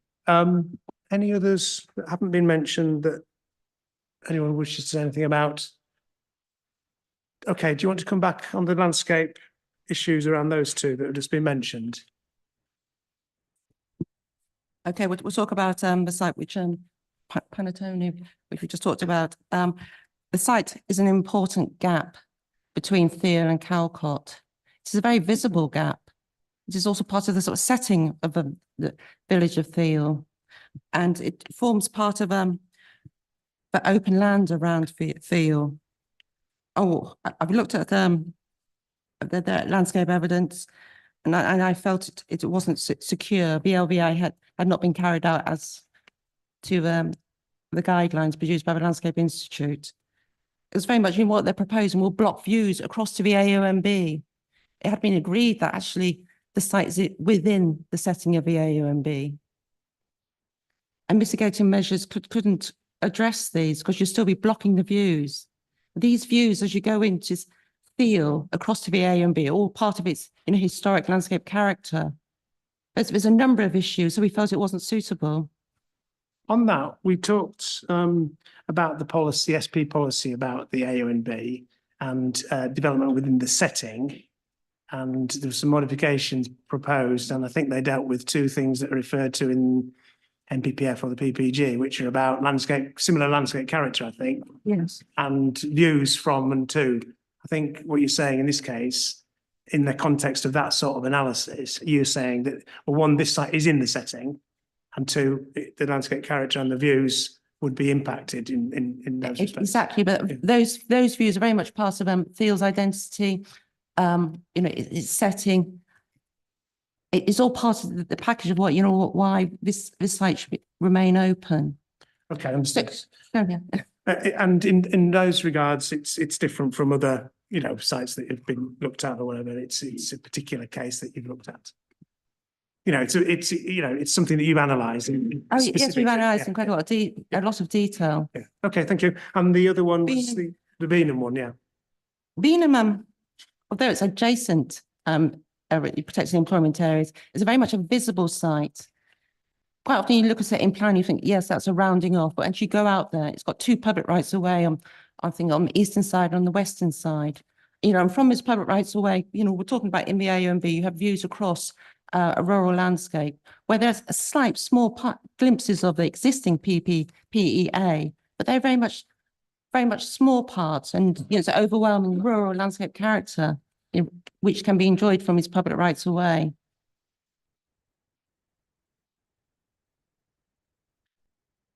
And you talk. He raised the issue of mitigation measures, tree planting, but screen planting will block these views, block the enjoyment, of the AONB and the wider views.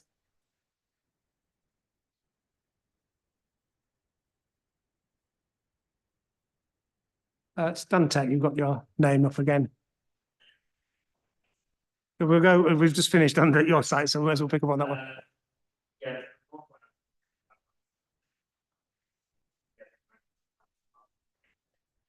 Yeah. We have seen on the site and using it particularly when we're looking at the northern part of the site, the western boundary, there's some trees, some trees on the eastern side. My client has been doing planting site and improve the managing with it. Okay, thank you. And Turley again. Thanks, sir. I'd just like to come back on a couple of points. The council's officer raised the landscape and visual impact assessment. There is currently a live plan application at the minute with a detailed landscape and visual impact assessment submitted with that. So if you'd like to view that, I can provide with the reference number, or the council can. We don't agree that the landscape and visual impact work hasn't been undertaken in accordance with relevant standards. We will be providing a response to the council's comments on that, in that respect. Our methodology has been tested at appeal and so on. I'd just like to then come back to the points around the setting and context in terms of the site and feel. Yeah. I think the site is located directly adjacent to the M4. That has a significant detracting element on the site. It's directly opposite the site. On the other side of the M4 is the big IKEA warehouse facility. That again is fairly significant.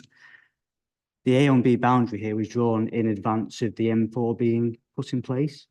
So it doesn't reflect the actual situation on the ground at the minute, I would say. And as I said, mentioned before, it's directly to the north of a designated employment area already. So to say that it's got a strong sense of identity in the setting to feel, I think is slightly overplaying its status in landscape terms. And I would urge you to visit the site as well, sir. Okay, thank you. Noted, yeah. Okay. Right, any other points about employment allocations or potential additional employment allocations? If not, I think, have a break there.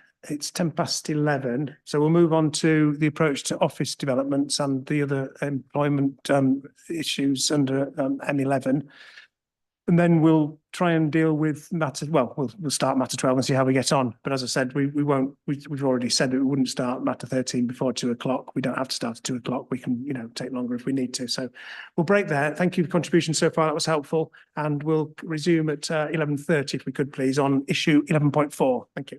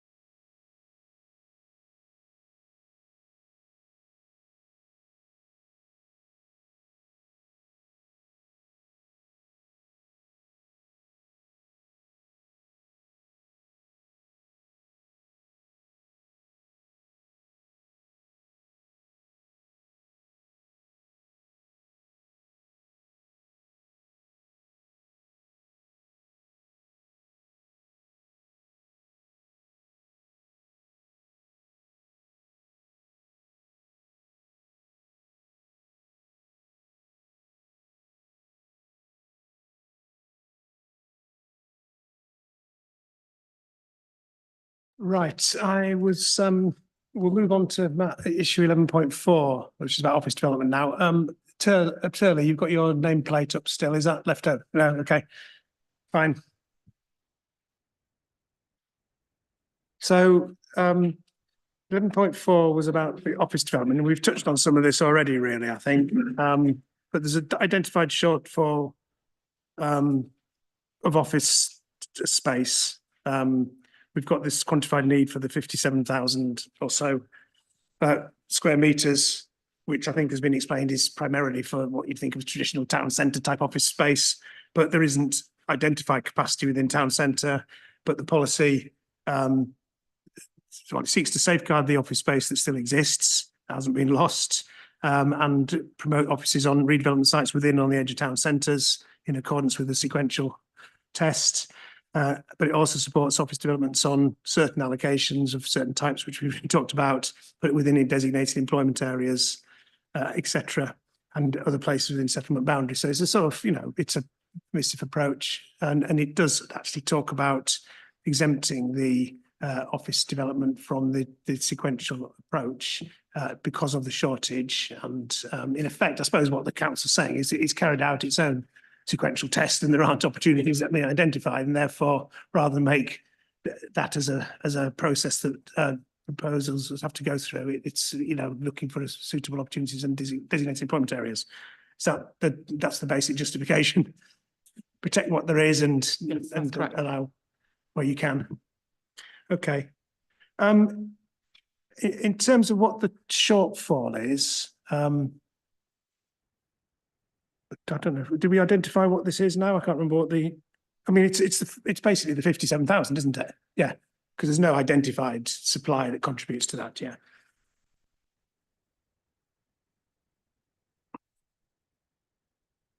Okay.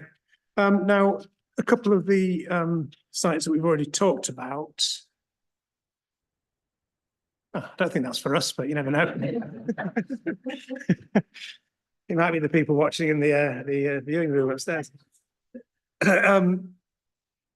Yeah, so a couple of the emission sites that have been we've already talked about, I think, have been suggested they could actually be suitable for office space. I don't want to go back over those again, but is there anything else anybody wishes to say in terms of the approach to the plan, the approach in the plan to, well, one, the shortfall, and two, the approach that goes, beyond national policy in terms of the sort of locations where the plan is suggesting offices are suitable?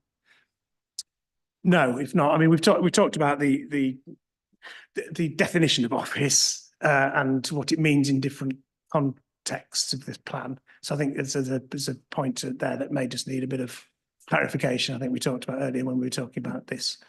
Yeah. By way of definition, we can refer you to the old 2020 Employment Land Review, which has a specific section at the back of it about sector to space and what sector, economic sectors we assume occupies what type of space. So we'll just drop you a little note. Yeah. So you know. So that was how you carried out your needs assessment. Yes.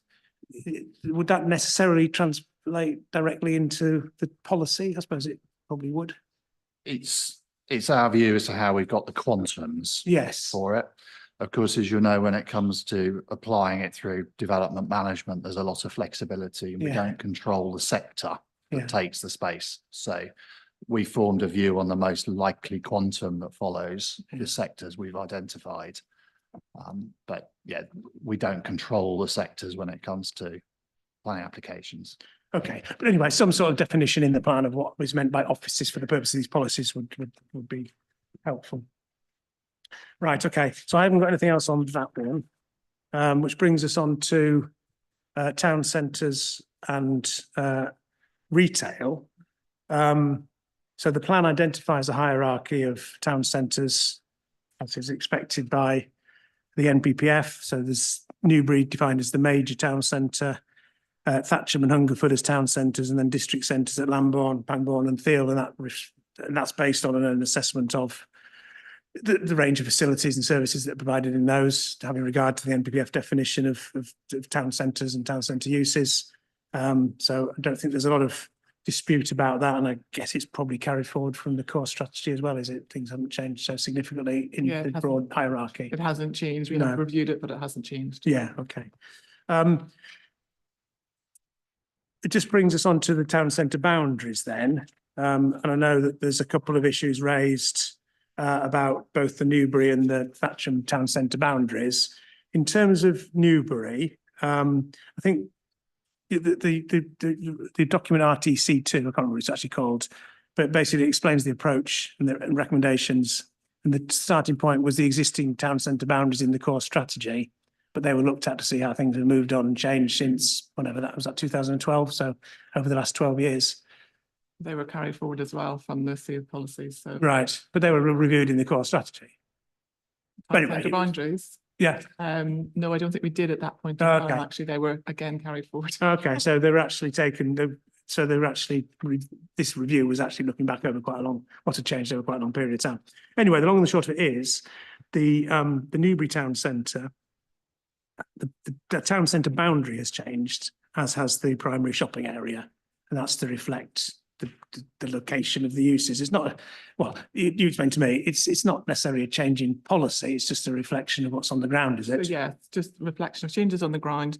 And when we went out, things had changed so significantly, and areas were separated with now residential, where we've had changes of use, etc. So we just amended the boundaries to reflect that.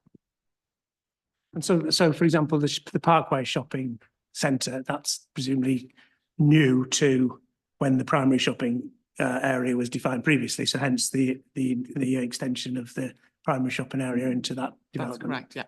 And equally, the Kennet Centre at the south end of the town, as the primary shopping area has been reduced in that. Is that correct? Yes, it's been reduced to reflect changes within that centre itself. Yeah. And I know that has come up as. Yes, Right. and I think there's a suggestion from the owners of the Kennet Centre that that all of the primary shopping area should be removed from that area, and a more permissive approach towards redevelopment for, I suppose, residential uses or non-retail uses.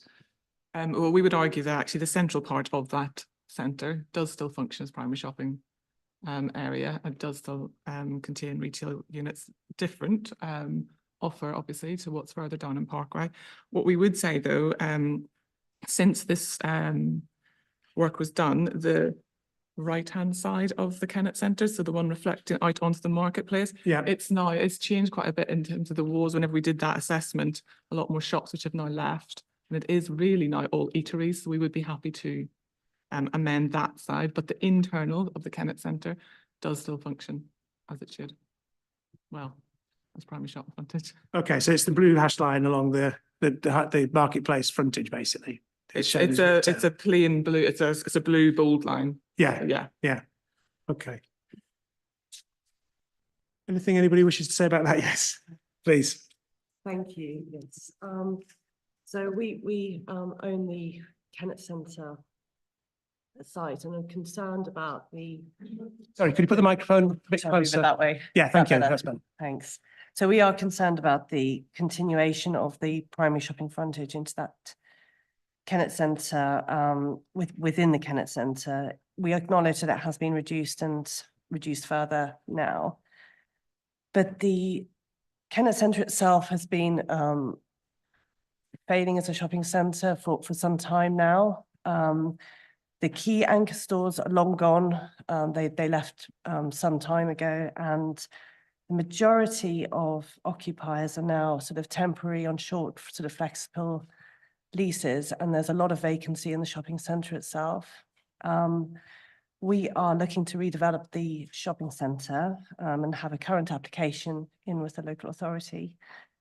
And while we do include some retail elements within that application, it's reduced to about 2,500 to 3,000 square metres of Class E floor space. Whereas currently, I think there's about 22,000 square metres of shopping, sort of actual shopping floor space on the site. We're not looking at attracting sort of major retailers within the new scheme. We're not looking to compete with what we see as the primary shopping frontage to the north of our site, sort of to the north of the river, really, along Northbrook Street and Parkway.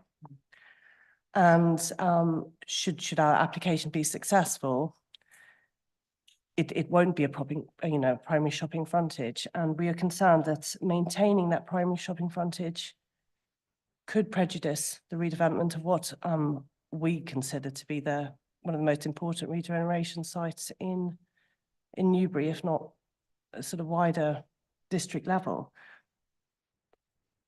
When you say redevelop the centre, do you mean demolish and rebuild completely? So it's a what our complete regeneration application is. scheme. Yeah, the current application maintains the cinema element and the multi-storey car park, but the remaining shopping centre, which is viewed, I think,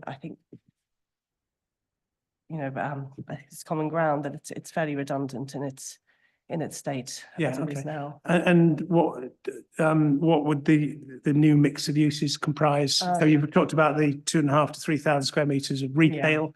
What else? It's a residential-led scheme that we have an application in for. It's a build-to-rent scheme which has 427 residential units. And it has a new street which runs through sort of in a similar location to the sort of main street through the Kennett Shopping Centre at the moment. And that is fronted by a mix of the residents' amenity for the build-to-rent, so the concierge and the gym and that sort of thing. And then a mix of Class E units, which are generally very small in scale. They're sort of flexible, so they can be knocked together, but they are purposefully sort of small boutique type units. Okay. No, none of this 50,000 square metres of office floor space being provided? There's a little bit of office in there. It's Class E. I think we have a little bit specifically identified sort of in the southern end of the site. It's about 500 square metres, but yeah. Okay. Well, interesting. Obviously, I'll get the council's view in a minute. Obviously, this is a live application. It isn't itself something that's before me. Obviously, this plan I'm testing for soundness, and I suppose being aware of that, it's whether anything in this plan would predetermine or influence what the council wishes to achieve on the site. So I think you've talked about the primary shopping area. You still think in principle it is appropriate, reflecting the uses that are there, but having regard to what is said about them being, there's a lot of vacancies and there being short-term leases, etc. Anything, what you want to say about that? The appropriateness of it being a primary shopping area, given that it looks like it's on the further decline. Well, it is, but obviously as it's in the town centre and if we can promote retail within that scheme, then we would want to.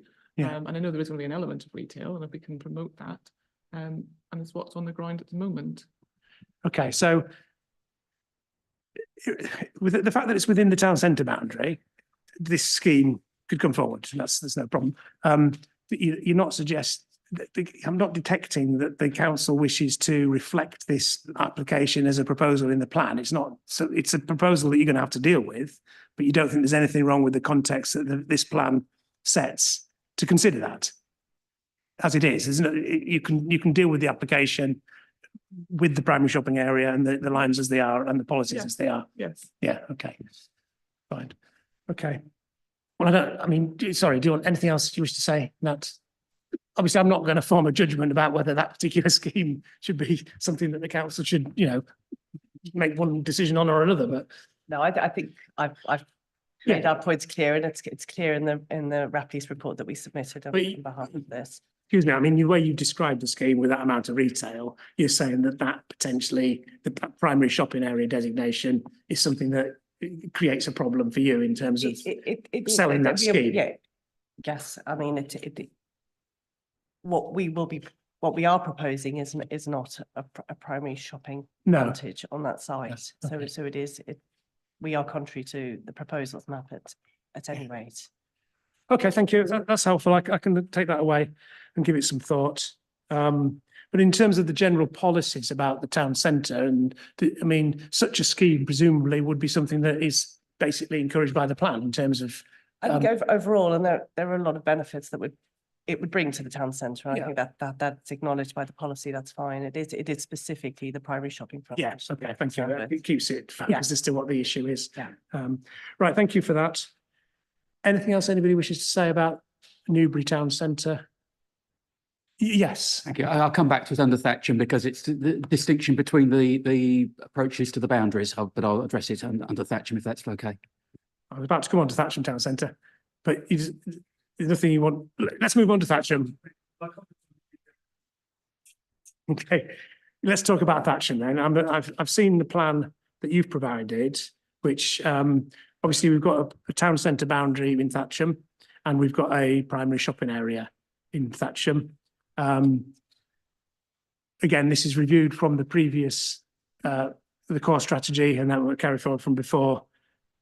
And it's again the reflection of the extent of the main town centre uses, and in terms of the primary, the main retail frontages. Yeah, that's correct. Yeah.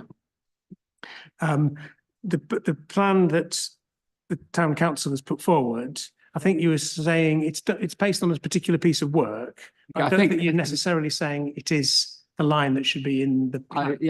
Having looked at the council's matter 11 statement, I think we didn't fully understand it. I think some elements of it, we would still disagree with some elements of the boundary. But I think that is not given the context that I've seen from the matter 11 statement, it's not a full proposal. You already have the Hemingway study, which has its map in it. Okay. In terms of the primary shopping area, you've not mentioned that. Thank you. So the primary shopping area, I think the key point is the status of Crown Mead. That now has the one of only two. There is no pharmacy in the central shopping area. The only other pharmacy now is at Birdwood. And I would suggest that increases the status. Look, unfortunately, I'm unable to access the online policies map at the moment, so I'm working off a very blurred version of the PDF. But from what I can see, the central shopping area for Newbury includes the bus station and the library, which is a much broader scope than the very tight boundary that's been drawn for Thatcham. So I think some elements of what we've shown on our map should be included. The map that we provided basically includes all of the retail premises or customer focused premises adjacent to the centre of Thatcham. Some of those I would say probably aren't central shopping area. The insurance broker, probably the Sainsbury's local, which is not generally accessed from the main area, but certainly Crown Mead, and possibly given the equivalence to Newbury, if the Newbury map includes the library, then which is certainly on the periphery of that map, then the question is, why isn't the library for Thatcham also included? Thank you. Okay, so just to be clear then, the boundary that on your map, you're not saying that it ought to necessarily be extended to include all of that, but there are certain areas within that should be within the town centre. I think that certainly the council's, I can't remember if it's I think it was their matter 4 statement, specifically commented on not including Crown Mead. Yeah. That was one area I think specifically we would like to see included. The definition of central shopping area in NPPF is very, very vague and open to interpretation. But it does appear that the interpretations for Newbury and Thatcham are different. In terms of primary shopping area. The primary shopping areas. From what I can see of the map that the blurry map that I'm trying to read in, that the primary shopping area for Newbury seems to include a much broader area. For example, another example is it includes Bartholomew Street, which I would say has a somewhat similar status to Crown Mead in relationship to the main area. Okay, thank you. Do you want to comment on those specifics about is the extent of the town centre at Thatcham more tightly defined than Newbury? I mean, could it include the areas that have been referred to, the Crown Mead library and things? I mean, the reason that we haven't extended it that far is because actually those areas are separated from what we've defined as a town centre from residential. And so whenever you're on the ground, although there is obviously Crown Mead is like a row of shops, it is separate to the town centre. And the same with the library, it is separate and down the road. And so there was that separation, which is why we didn't include it.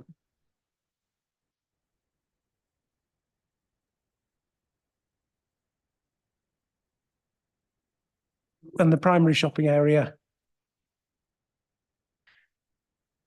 I think any, I don't know if there was a specific, whether it's specific. One for Mr. Pike, a question, Mr. Pike.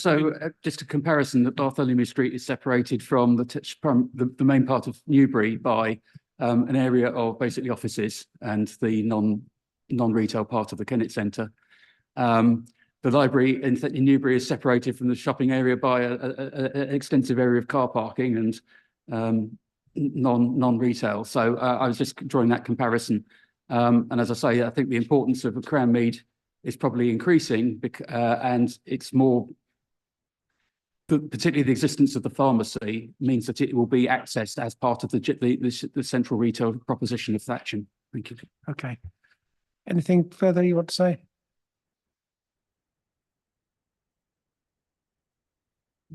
No. Okay. Well, I've got the points, and I'll form a view about that. Okay. Anything else on town centres or retail? No. Okay. Which brings us on to some other economic development issues. Which are to do with basically economic development in the countryside. I'm just wondering, I mean, if there's people here that aren't wanting to stay for any further issues, I'm happy to have a short adjournment in case anybody wishes to leave now. It doesn't matter. I mean, we're getting onto some more particular and probably.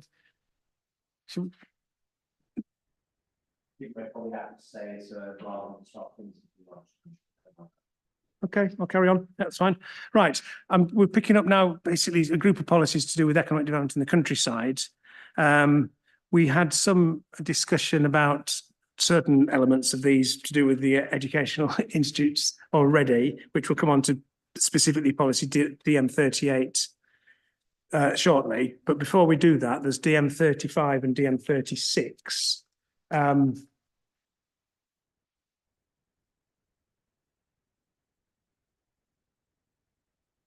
Which are about rural economic development and farm diversification. There were some detail points by provision. Anything that anybody you wish to say in terms of these detailed policies? I'm looking at provision, but yeah, sorry. We'll just refer to our representations. Yeah. And summarise those now. They were generally supportive of the policy, but that's just a few points about the criteria that we wanted to raise. Yeah, well. So criteria A, that proposals have to demonstrate that businesses can make a long-term contribution to the rural economy. I think there needs to be some clear guidance on this, excuse me, so this doesn't preclude proposals for economic development coming forward. Criteria D, which relates to new buildings not being allowed if buildings have previously been converted. We don't think this is justified and will prejudice businesses that may have had to previously adapt to earlier changes in circumstance. Criteria H relates to new buildings not being allowed unless it's within an existing group of buildings. Concerned that this is contrary to the MPPF, where new buildings are encouraged for rural economic development. I think that's part G, isn't it? DM35? Or is there a modification that's removed it? Anyway, I can read the one. New or replacement buildings are located within or adjoining existing group of buildings. Yeah. Yeah, okay. And then just the last point was on criteria J, which was relating to traffic generation. I think this is more onerous than that required by national policy in terms of development only being prevented or refused if the impact is severe. Okay, yeah, understood. It's there's, okay, well, let's take these in turn. I mean, the issue about demonstrating a long-term contribution to the rural economy. Yes, there's that. Again, let's just take a step back. Is these policies ones that have been carried forward, or are these new policies for a start in terms of experience of use? Not pulled straightforward from existing policy. We did have policy ENV19 in our local plan that dealt with development in the countryside for economy and residential, I believe. And I think it's just. Could you put the microphone a bit closer, Kate? I'm struggling to hear a bit today. I think it was just economy, sorry. So this is in response to the MPPF. We're proposing this policy. I think on reflection and criterion A, rather than say long-term contribution, we're saying positive contribution to the rural economy. I think in the supporting. What does that actually mean? Though? I mean, if someone wants to develop a site and it involves some sort of business use, well, what more do they have to do? What are you safeguarding against by asking them to demonstrate? Are you looking? Does that mean certain uses would make a positive contribution, whereas others wouldn't? Or I can't see what I can share. There's concerns now about what is actually what one is trying to achieve and how you actually assess it. And I think what we just wanted to make sure here was that obviously it was a serious business and that would provide or contribute towards the local economy. And so that's why the long-term contribution we can accept. That's why we wanted to change to positive contribution to the rural economy. So it's just setting out a bit about the business, what they're going to, employee numbers and things like that.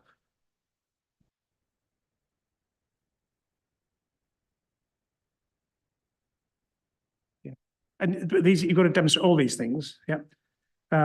So the next one was about basically looking to use existing buildings first. Yeah. So you wanted to avoid a situation where a landowner sells off a building and then wants to, and that's to basically to minimise the amount of new development in the A and B and other parts of the countryside. It's a landscape character appearance sort of thing. Yeah, that's where we're coming from. Yes. Yeah. And then if there are going to be any new or replacement buildings, it's where they're located within and adjoining. Again, it's to minimise any sort of landscape impacts. Yeah, that's it. Okay, and the other one, the traffic ones, it's about inappropriate for rural roads. I mean, it's different wording from NPPF, severe impact. I think I can sort of see it's not. There are sort of two aspects to it really. So when we're talking about the first part of generation of traffic, and that's in paragraph 85 of the MPPF, but we do recognise that development will be sited in rural areas, and not all areas will be served by public transport or have means for active travel. Our aim is trying not to have those type of vehicle movements, especially like HGVs on smaller rural roads. And a lot of our road network in West Berkshire is narrow, winding roads, multiple users as well, like horses, cyclists, walkers, as well as normal day-to-day traffic. So that's the one aspect. In terms of the mitigation, when we talk about the character, we just consider it relevant to avoid urbanisation of the countryside through not only the development itself, but all aspects of any mitigations such as hard engineering or street lighting, or we're not saying it can't go ahead, but it's just to soften that impact on the landscape, AO and B especially. Yes. Okay, thank you. I'll come on to DM36 shortly, but before we do, that's from Town Council. Could I make an observation based on experience of a planning application which relied on the definition of rural economy, or relied on the claim of supporting the rural economy, that rural economy and indeed countryside are not defined. The case that I have in mind was an application immediately adjacent to a settlement boundary that had far more connections to the settlement that it was adjacent to than anything in the countryside. But it was asserted that it was part of the rural economy simply because it was immediately adjacent but outside of the settlement boundary. So I don't know if there's any opportunity to clarify that. It doesn't appear to be clarified in the glossary of the local plan, or indeed meaningfully in NPPF either. So if there's an opportunity to clarify that, it might help us with future applications and appeals. I can. Sorry, the definition of Both rural economy and countryside. I actually ended up relying on the definition of the National Audit Office for output area, which has a category for rural economy, which seemed to be the only one which was definitive, but obviously not directly related to planning. But there is a problem that's basically there's no objective way of determining what is in the rural economy and what is in the countryside, that I can find. Well, my understanding of countryside in this plan is anything that's out of settlement boundaries, I think, isn't it? In terms of rural economy. Okay. If that's the case, I don't think it's stated in the local plan. That's no definition of countryside in the glossary. But also rural economy, the countryside and the rural economy are not necessarily synonymous. That's another problem. No, I understand that. Whether it needs to be defined rural economy, I'll have a think. So in terms of 36E, this is about specifically farm diversification. Again, I guess this is something that, being a rural district, you do get proposals for. I mean, I suppose whether a proposal is covered by DM35 or DM36, or potentially both. I don't know. I think we'll maybe leave that. But this in terms of this is where you've got an existing farm, and the farm would remain as a farm as the primary use. So these are sort of certain things in that situation that would be looked at specific to that. Again, provision, you picked up a couple of aspects. Do you want to just quickly summarise what those are? It's largely the similar points that we raised under the previous policy. New buildings. Yeah, new buildings, transport impact, and then we just made a minor point that criteria H relates to impact on heritage assets, which is unnecessary duplication and covered in other development plan policies. Yes, understood. Again, I think that the same sort of response, I guess, would be made about the new buildings thing. It's like you want to try and make sure existing buildings are used first. It doesn't rule out new buildings, but it does sort of say, well, you need to demonstrate why a new building is needed. And if it is to be needed, you want to look to where it's appropriately located and sited, sort of thing. Okay, well, I'll give those some thought. Further thoughts. Which can I then bring on to the specific issue of the educational institutes, or DM38 is specifically about educational and institutional sites in the countryside.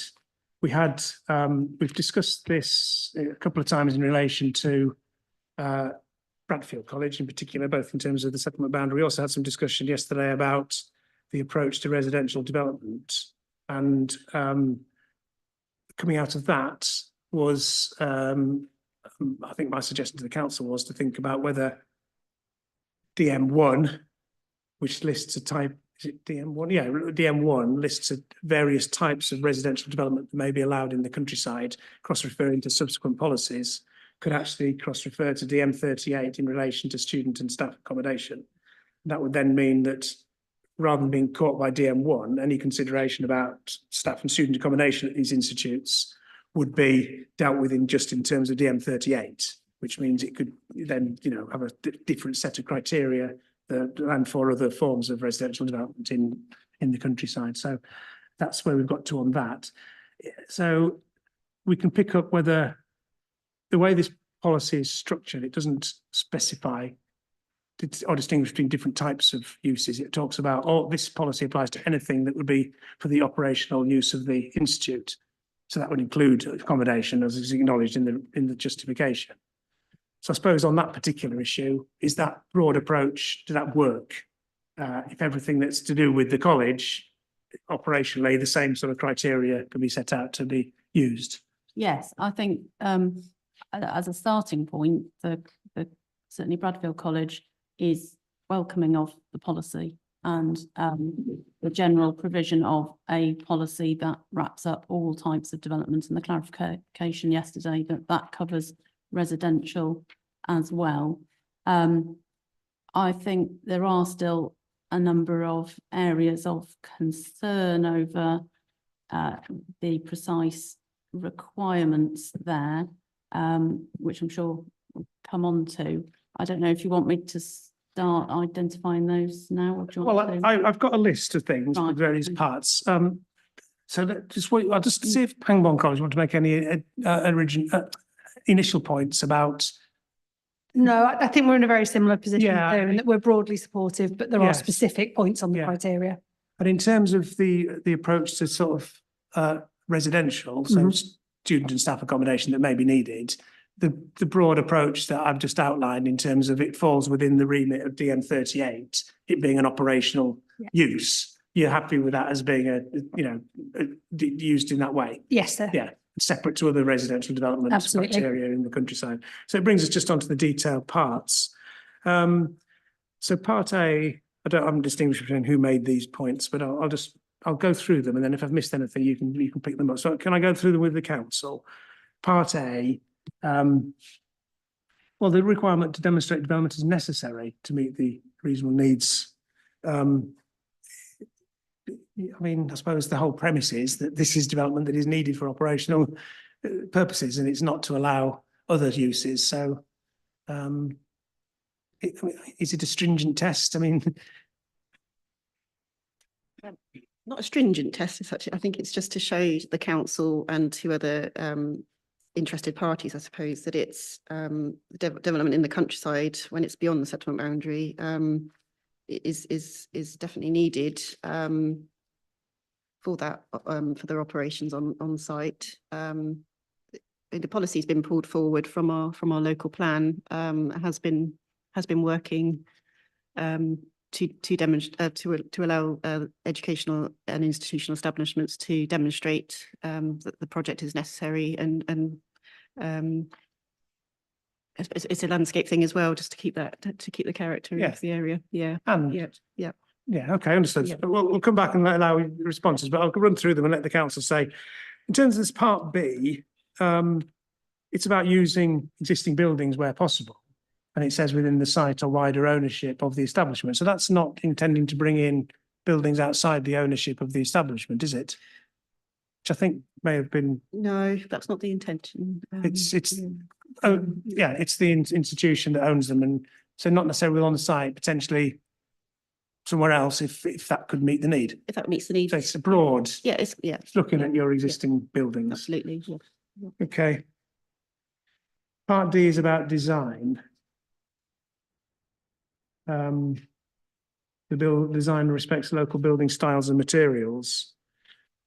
I think the point made here is that, well, there could be quite a wide variety, and sometimes contemporary designs may be appropriate. But I suppose if there's what is meant by design respects local building styles and materials, I mean, if there are a variety within the institution, presumably it would reflect those.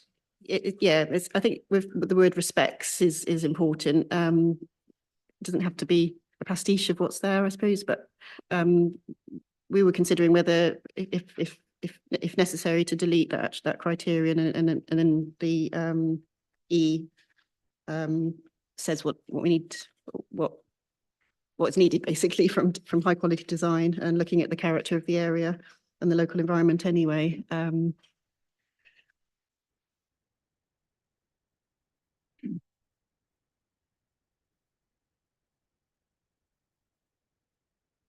So you could, if you lost D, you wouldn't lose a great deal, really. No, we're still basically ultimately looking for impact on the character of the area. Yeah. Okay. Thank you. There's some detailed wording of part F that was suggested. We've got no issues with changing as per Bradfield College's suggestions. It makes more sense, actually. I think it doesn't necessarily significantly change the meaning. It's just clarifying. It just makes it clearer. Yeah. Okay. Thank you. But then we've got back to the issue about the traffic in rural areas, which I think we've dealt with that. And I think I understand the basic point about the rural nature of the location. It's not ruling out car traffic. It's just thinking about the nature of the local roads. That's it, yeah. Yeah. Yes. Okay. Right, Pangbourne College, do you want to, anything you want to add or anything I've missed in terms of going through that with the I council? don't think you'd miss it. Maybe there may just be some clarifications as to why there were issues raised, sir. So the first one in relation to that it's necessary to meet the reasonable needs, fully appreciate that has been brought forward. I think where our concern is to who makes that judgment. As to, educational establishment, in particular in this case where we're looking at boarding schools, may see an aspirational need in the future for additional boarding. They may not have that need at the point, but in order to grow the school, they want it. Who justifies it? Who determines if that need is justified or not? So there's concern there. And the secondary point is that the supporting text, so at para 12.58, the council say that it is expected as part of the justification, detailed searches for existing accommodation on site or in the locality. And I think that brings us on to point B, which, both ourselves and Bradfield College have read that differently to how the council have just explained it to you. The policy says accommodation within the site or wider ownership or in proximity. Now, if we were just saying that we're looking at sites that colleges own, then why would there be the requirement for or in proximity? It very much reads as if that is other buildings outside of the ownership. So it's the last part, the proximity bit. Absolutely. Okay. Is the issue. Can we just clarify that? Sorry. That criterion is intended, to look wider than their own ownership, but because what we're trying to do there is to make sure that if there's any brownfield opportunities or anything like that that could be used before we have a new build. So it's trying to restrict the new build where possible, but obviously it needs to be reasonable and pragmatic. We're not going to ask it for it to be like, it's defining that locality and proximity thing, but it needs to be reasonable as well. Okay. So the wording of part A about demonstrating, I suppose what it's saying is that the applicant would provide evidence to the council about the need for it for operational terms, and it has to be the council that makes a judgment as planning authority. I can't. What's the issue with that? I think the issue, sir, is it's inconsistent with where we are in other policies. So policy DM37, which I know you're coming on to later, about the racehorse industry, there is no requirement to demonstrate need there at all. Right. And yet DM38, where we're looking at existing educational establishments, there is a requirement, and it is for the judgment of the local authority as to whether that's reasoned. I just think there's an inconsistency in how we're approaching. Okay. But what would be the alternative? That you didn't have to presumably you would, putting an application in, you would explain why it was necessary for. I think you could just say it is demonstrated that it is necessary. It's the satisfaction of the council element that I'm concerned about. Okay. Because I don't think there is anybody necessarily with the expertise in a niche situation for individual establishments to be able to say, yes, we think, that's for the establishment itself to come forward with. Okay, understood. But I think it's a fact, isn't it, that the council is the local authority, so it is the one that's going to have to be satisfied, isn't it? So, okay, understood. Anything further from your point of view? I've noted you've noted a couple of suggestions by the council in response, and there's a couple of outstanding matters which I can give some thought to. So. I think the only other one was part F, sir, where we're talking about within or adjoining existing buildings or groups. And I know Bradfield College suggested amendments that the council are happy with. I think there's just a slight concern from our perspective that Pangbourne's campus is very spread out. The sports pitches, for example, are very disparate from the existing buildings, and the buildings on the main part of the campus include a listed building and the National Memorial for the Falklands conflict. And therefore, there are times where there may be buildings that are not close to existing because there's an impact on heritage setting, or because actually it's a sporting building. So it would potentially fall foul of that criteria. I think it is a judgment. I don't think the council would seek to be unreasonable in that case. I just think we need to flag it at this point. Okay, thank you. Bradfield College, anything further you wish to say? Yes, thank you, sir.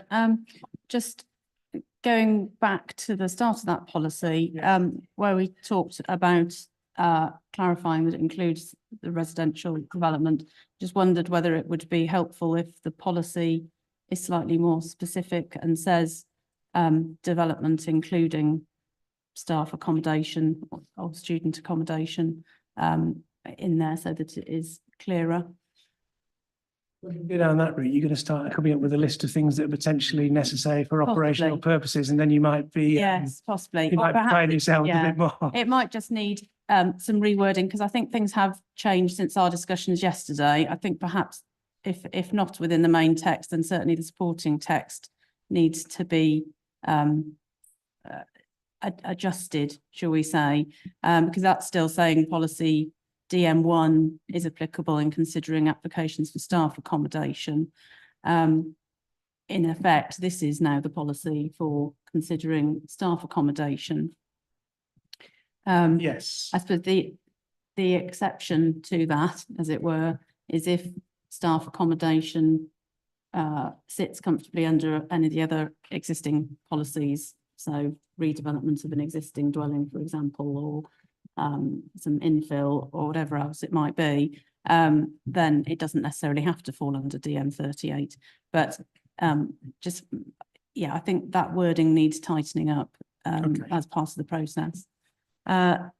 We've dealt with our concerns on criteria B and proximity. I agree with what Pangbourne has said. I think that in proximity is open to interpretation and it could be used to suggest that, for example, staff accommodation opportunities which are considerably distant from the campus but perhaps deemed to be in a more sustainable location should be considered rather than building more housing in the campus. So I'll just put that concern there. I think it's open to interpretation and that just needs to be reasonable. I think it would, realistically, the colleges can only generally consider opportunities within their own ownership. Obviously, there are occasions where they can obtain additional property, but that shouldn't necessarily be relied upon for the purposes of this policy. On criteria F, on rereading it, as you keep rereading these policies, it just struck me as only a minor point, but if we're saying new or replacement buildings are located within or adjoining existing buildings, well, presumably replacement buildings would be built pretty much on the same footprint, so they might be isolated. You might not be able to put them near a group of buildings because they might not be in the first place. So it was just a minor point.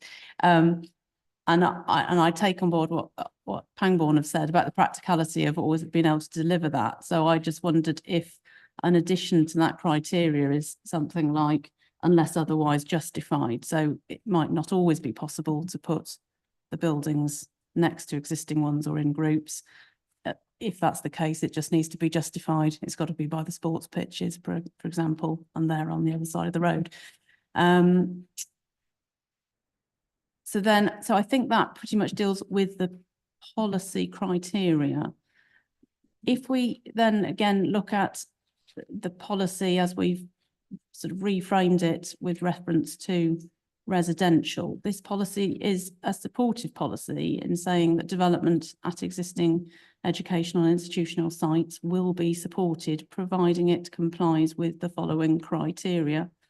If that applies to staff accommodation and student accommodation, I'm unclear as to why then at 12.59 of the supporting text, there is seen to be a need to apply planning conditions or section 106s to that new staff or student accommodation. If it is complied with those policies, it should be supported. I would also note that previously the Bradfield College has obtained consents for new boarding houses that were at the time beyond the settlement boundary. To my knowledge, those weren't subject to conditions restricting them. It wasn't seen to be necessary at that time. And also referring to policy DM37, obviously that also talks about domestic accommodation, residential accommodation associated with the horse racing industry. But I don't see any equivalent reference there to the need to tie those to section 106 or planning conditions. So in the interest of consistency, question whether that is necessary. Okay, well, I suppose the fundamental point is, as it says, it's to ensure that such accommodation is not sold off separately for non-student or staff accommodation. But then presumably that could be the case for DM37 as Yes. well. Obviously, they, as part of the application and as required by the policy, the college, the school would need to demonstrate a need for that, and the council would need to be convinced of the need. If that, I think it's very unlikely that they would build the housing and then simply sell it on the open market. And I suppose if they did that, the council's well within its rights not to grant them any future consents for housing in that location. If you put restrictions on it, and the college school knows it's going to be faced with restrictions, I think it is more likely that those institutions will simply buy up existing properties and rely on that, which takes away from the available housing stock to the local community. That's certainly an approach which the college has successfully taken for many years to obtain quite a bit of its stock, where suitable sort of family size accommodation comes on the market within the village. So I couch all this in, I have to see how your recommendations come out and whether there's any change to policy around what development can take place beyond the settlement boundaries, and that might be more permissive. If it were, this may be less of an issue.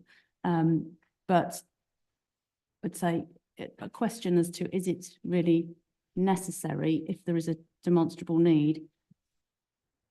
You know, are you going to build a boarding house for the student accommodation and then dispose of it? If you were, you'd have to go through a change of use for that. So I don't see that planning conditions are necessary, certainly for that.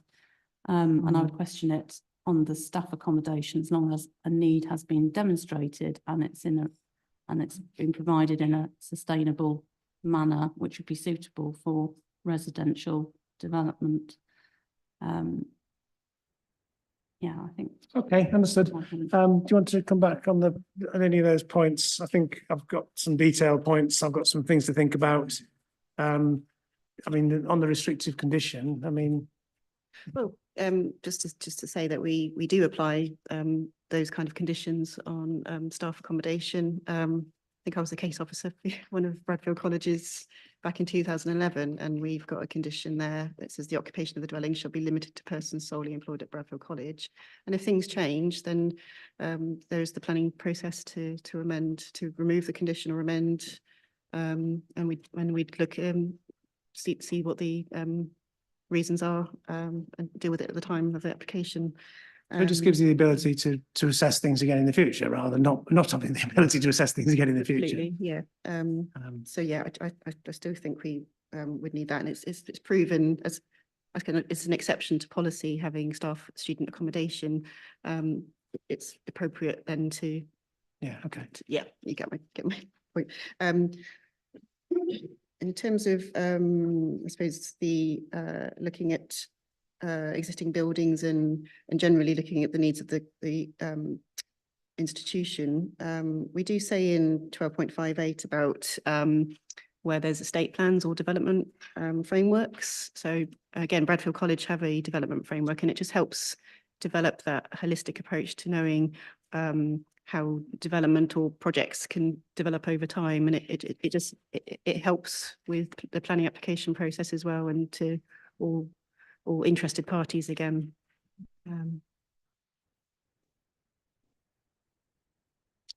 Okay. Anything further on DM38? No, anything?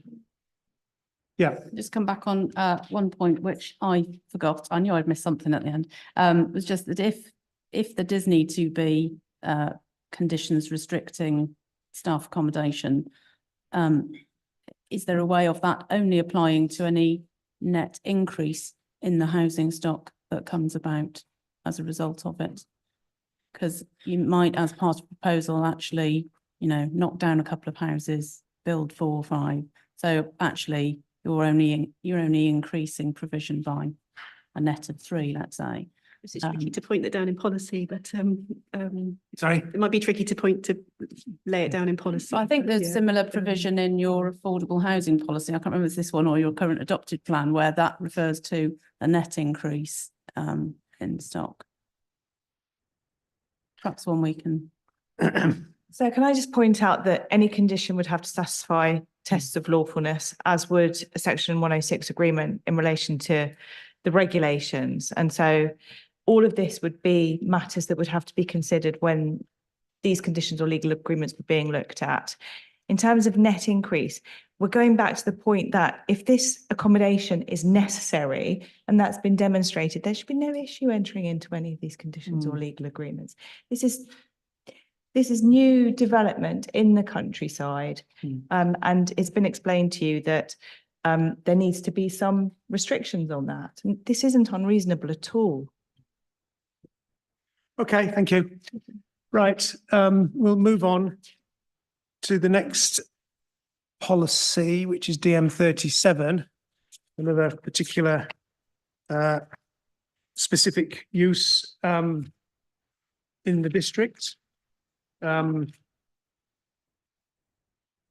So it deals with 2 different aspects, and I suppose a basic point has been, when shouldn't it be 2 separate policies? I mean, it is distinguished within the policy about equestrian development generally and the horse racing industry, which is acknowledged as being a very significant economic activity in the plan.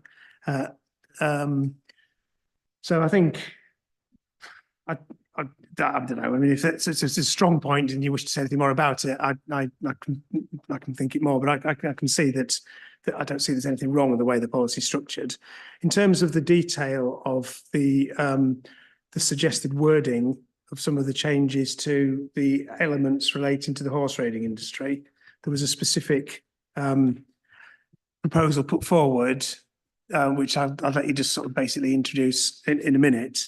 But I can go through that and to pick up the things that seem to be essentially new, that are not dealt with as you see it by the policy. So do you want to just briefly outline from your point of view, and I'll just pick up the things that I'd sort of wish to sort of explore a bit after you've done that. So I act for Lambourne's Trainers Association, and Will is act for Jockey Club Race Estates and also Lambourne's Trainers Association. And fundamentally, we do support the policy in terms of the protection of the horse racing industry, as well as the supporting the sensitive growth of the industry in Lambourne. And the confusion, or it's not really confusion, but I think as you explained, this policy is kind of divided into 3 sections. And to me, the first section does appear to relate to general equestrian related development, particularly in relation to the reference to the guidance that's not relevant to horse racing industry, and also supporting paragraph to go with that makes that distinction there. But reading through the policy, that doesn't come across that clearly. So we would like some sort of clarity to make sure that the decision maker and applicants are clear about which policies are relevant to the racing industry. And the second point about this AONB horse racing industry, we are very concerned about the sort of competing land uses. For example, facilities in horse racing industry, land value is a lot lower than residential value. That's the competing land uses. So we want to do all our best to protect existing establishments that are already there, whether it's vacant or not. And we would like the policy to be more robust and clear in protecting those uses. And this is where our suggested policies are there, just to make sure that there's rigorous tests to consider loss of existing facilities and make sure that those uses are not just to use land is protected for the uses associated with the racing industry. Okay, so I've I think I've broken down 4 areas, which I think you're basically saying. I think, so can I just outline what they are, and then we can go with how the policy as submitted addresses them, and then look at what you've suggested. So the first is about how the policy addresses the loss of existing establishments and facilities and how robust it is in that regard. The second is something that I think you're saying isn't really yet covered by the policy, which is what you call existing support facilities and infrastructure. Is that correct? Yep. Yeah. So there's two separate things there, as you see it. The third is about the approach to residential accommodation, which is a bit linked to what we've just been talking about. And so there's whether how it deals with that, which is dealt with, but I think it's how it's dealt with in that respect. And then the final one is one I think, again, that isn't necessarily dealt with directly, which is development in and around the cluster could impact on the operational the business, basically. Yeah. So there's 2 things that are not dealt with directly, and 2 things that are dealt with that you think need to be dealt with a bit more robustly. Is that fair? So shall we take those each in turn? The loss of existing establishments and facilities. So this is things that are directly in use, stables, the gallops, the buildings, and things like that. Yeah. That's right. So it is about clarity as to how to address the suitability test and necessity test. And looking at the criteria in paragraph 1251, and in terms of suitability, we want to make sure that no one can argue that site is no longer suitable because of labour availability, because that's not normally considered as part of any loss of employment sites. And location of the site, they are located within Lambourne already, and it is unclear how this criteria is actually assessed when it comes to justifying or the loss of existing facilities in Lambourne. And the other issues that we had was the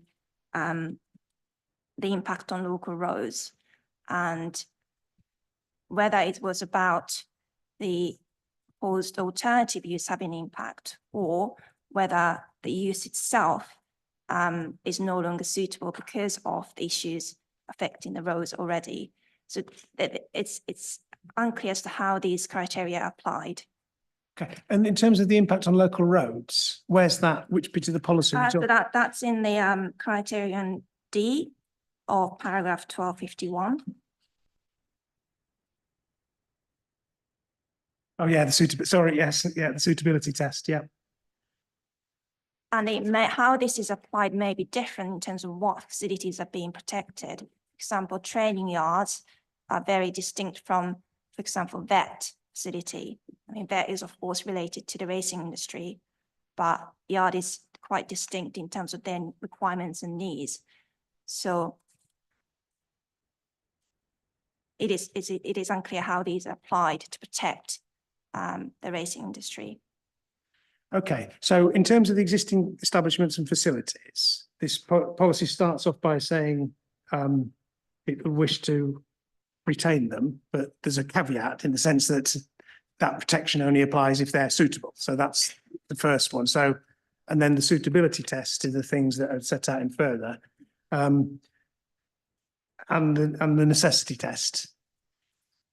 We don't have any issues with the necessity test itself, because it does require robust assessment about the absence of demand for existing use and so on. So that really covers the key point that we would like the policy to address, but it's the ambiguity about the suitability test as to how it's applied. Okay, right. Let's, before we move on to the other 3 elements that I mentioned, shall we deal with that? The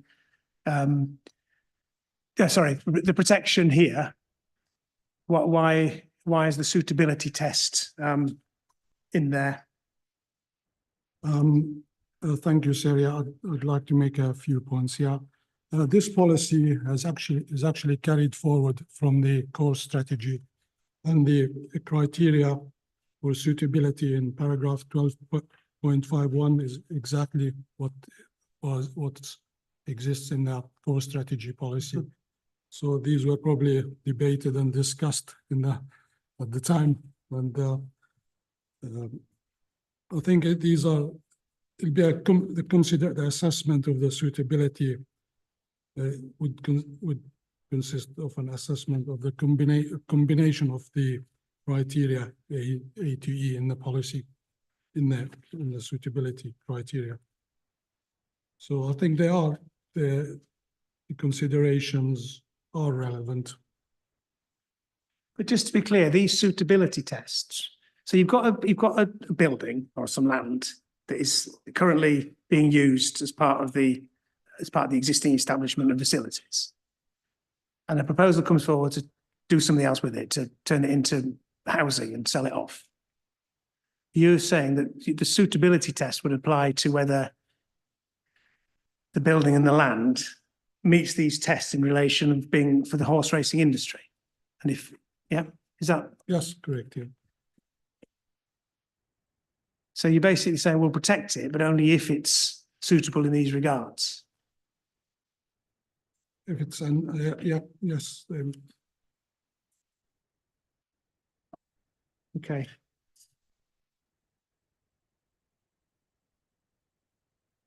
I mean, looking at the other way around, when you have proposals more generally for protecting existing employment uses in the countryside or wherever else, or anywhere, the test's turned round, isn't it? It's like the presumption is you protect it, and if someone wants to turn it into, knock it down and residential, you'd have to demonstrate there's no longer a need for it.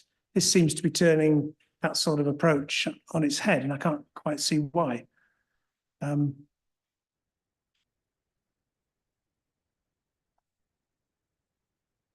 would refer to supporting paragraph 12.52 for further clarification. And it says that it's not the intention of the policy to retain training and breeding establishments that are no longer appropriate. The council accepts that it cannot control the closure of businesses which there is little or no support, which are not economically viable. But they wouldn't, yeah, okay. I mean, in those circumstances, the person who wants to redevelop this site that was previously used for the horse racing industry, why wouldn't they have to demonstrate to you that it is no longer needed for the horse racing industry, rather than somehow the test be turned around to sort of assess whether it's suitable for the horse racing industry anymore? Yes. Okay, right. I think I've got the point of the difference. I think we'll move on. I think there's a point there. I just need to, yes, do you want to just comment on that before I do? In terms of suitability test, if this policy exists to protect the industry robustly, we do not have any issues with it, but it's just that it is used against the industry to justify the loss. That would be the problem, because there's ambiguity as to how it's applied in practice. Yeah, I can understand. Yeah. I mean, okay, can we just move on from that one? I think this is one of the ones I'm going to have to just think about a bit, and maybe the council needs to think about. But if we can just explore what the differences are. The second one I identified was what you call existing support facilities and infrastructure, which may be harder to pinpoint what they are. But you're saying that the policy doesn't really deal with that issue at all at the moment, I think. If it's covered under the existing establishments, that's protected and it's fine, but it's not quite covered in the supporting text. So again, it might be a matter of clarity, because it's not just about the stable and training yards. It's about the vets. It's about the suppliers. I think it's just that you can think of. Feed merchants, yeah, farriers and all these facilities are. Yeah, I can see there's a whole range of sort of supporting industry and businesses and facilities and services that located close to Lambourne. Yeah. So it's all about locational requirements, and once they are lost, it's very difficult to replace. And is specific location. And if you had such a policy, would it be possible to apply it to a sort of certain geographic area? So this is the point that these sort of suppliers and services are geographically close to the cluster or within the cluster. Is that the point? Because it'd be difficult to apply policy that you just define this type of uses anywhere. Yes, that's right. These are very specific to Lambourne, sir. So in terms of the training establishments have to be close to the gallops and have good access to the gallops. And then from there you have cluster industries that can come in. Pre-training yards, for example, could be within a few kilometres of the hub, of the centre of the Lambourne hub, and feed into the main yards. But if there was some sort of policy that applied to things like vets and food suppliers and you know, those sort of services, if there was such a policy that was referred to that, presumably it would have to apply to some sort of geographical zone to make it workable. I agree, yes. Yeah, okay. What that is or how it could be defined, leave it. But I mean, there would be a geographical element to it. Yeah. Yeah. And that geographical element's important from the horse racing industry point of view. Having those services reasonably close is important. It is. There's no point in relying on a vet that's Because 20 miles away. Yeah, it is the cluster that needs Yeah. protecting, because the needs that need to be met here cannot be met elsewhere. So geographical location is actually really important in applying this policy. Okay. Anything you want to say on that? Or I think these are all matters rather than trying to sort it out now. I think I'm just trying to understand what the concern is. I think also I think when looking at proposals for the horse racing industry and equestrian activities, other policies come into play which need to be also considered, like the policy DM35. It also considers economic activities in the countryside, and policy DM23 relating to rural workers housing, and policy DM24. So there'll be other policies in the plan which should also be relevant to the consideration of proposals for equestrian or the horse racing industry. And sorry, in relation to supporting activities, I would refer to paragraph 12.36, which deals with the important links between various aspects of the equestrian industry and the shared facilities and infrastructure that support it, such as veterinary practices, institutions providing social and medical support,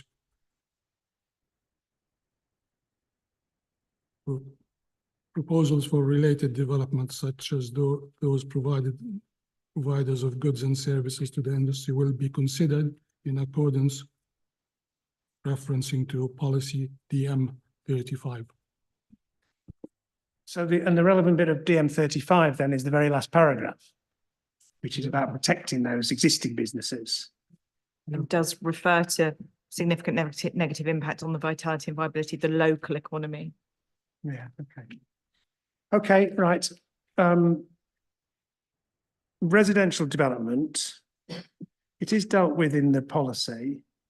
And I think it's dealt with in a bit of I think there's a type, well, I may have misunderstood. I think there should be a part 4, which starts with the sentence proposals for associated new residential accommodation. Should be separate from part 3. Because part 3 is about redevelopment away from uses essential to the horse racing industry. So it's just the way it's been. Yeah, it's a separate point. Yeah. So there is a point about residential development. So it's proposals for associated new residential accommodation in the countryside. So it's anywhere in the countryside associated with the horse racing industry will be permitted. And then the test is where genuine need is suitably demonstrated through a business case, and accommodation cannot be reasonably secured within existing settlements. So what does that not quite do that you're saying it should do? This is in relation to the sort of condition that needs to be applied.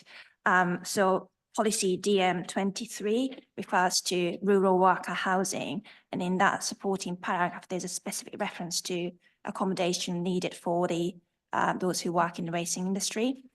So that's on in paragraph 11.45.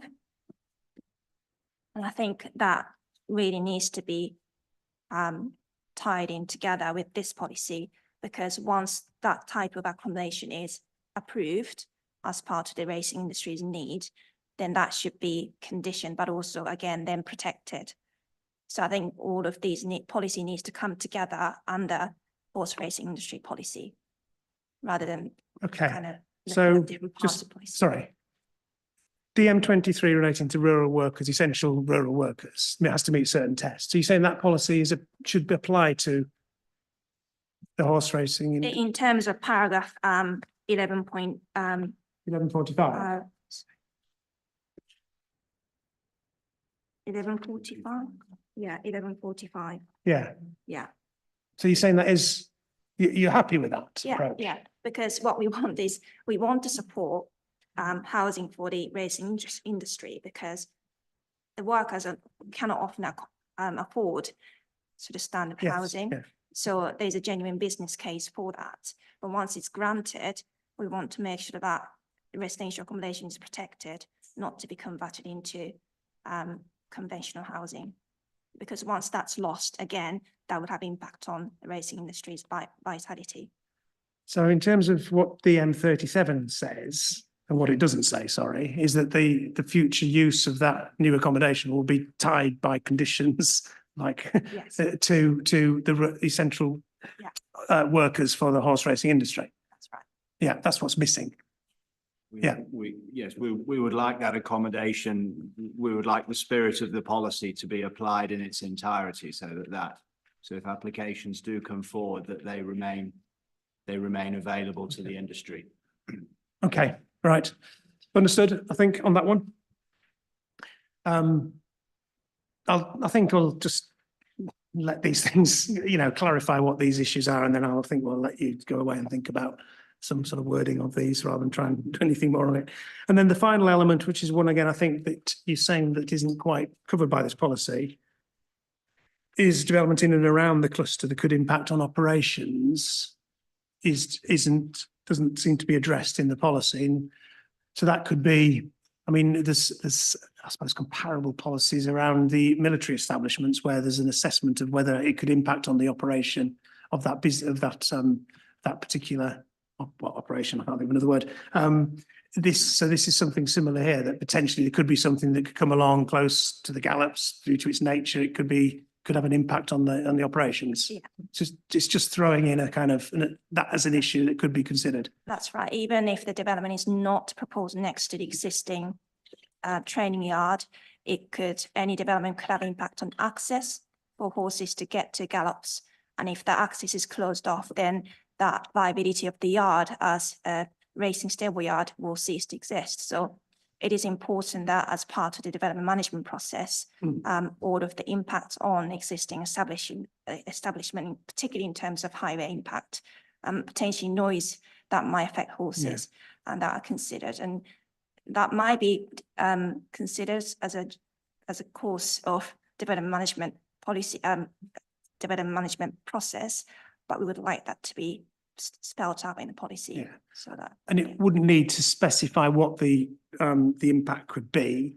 I mean, you've mentioned two there, but it's the principle of development in and around the cluster affecting or impacting on the operation of the horse racing industry. That's the key thing that you want acknowledging in the policy. Yeah, then that could be assessed on a case-by-case basis. Okay, thank you. Okay, well, anything you want to say in the light of what I mean, is there I think there may be some clarification in the policy that could be provided. There are some specific wording that has been suggested on behalf of the land board trainers, which you've got as a starting point. I think I can, if necessary, give a bit of a steer if it's helpful. But I think there's something there that I think you can go away and have a look at, because I don't think there's a great difference between the council and the industry in terms of wanting a policy that is essentially protecting and recognising the importance of this. Okay. Anything further you want to say? Yeah, please.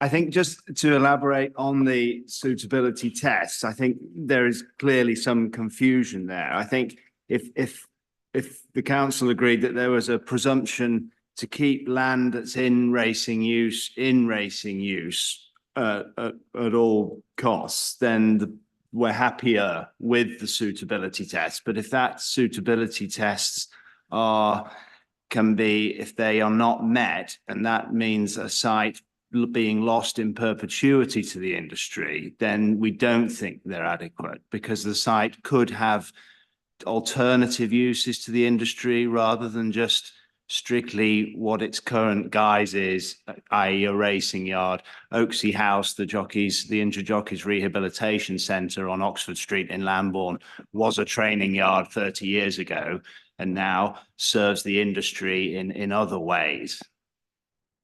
Yeah, understood. Yeah, okay.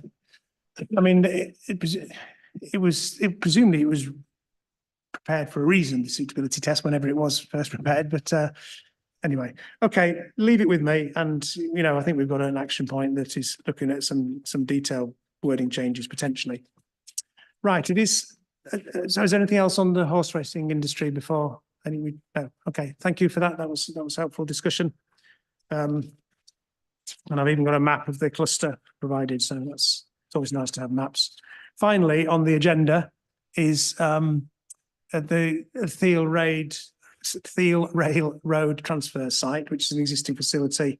There was a previous policy. There was some questions I asked early on, I think, and there was a modification proposed, which seems to have agreed by all the relevant parties, and it seems to fit in with the minerals and waste local plan approach. So I think I've not, unless there's anything else further that anyone got to say about that, I've not got any further questions about that. Okay. Right, so thank you, which brings us to the end of matter 11. So thank you for that. The number of things for me to go away and think about and a few detailed points to make. So we'll have a break now until 2 o'clock, and then we'll come back and pick up a number of other development management policies, and then the council's responses to various action points, and indeed if there's any other issues that we haven't addressed that people think, I don't think there are any, but if there are, we can deal with those. So thank you all. I'll see some of you this afternoon.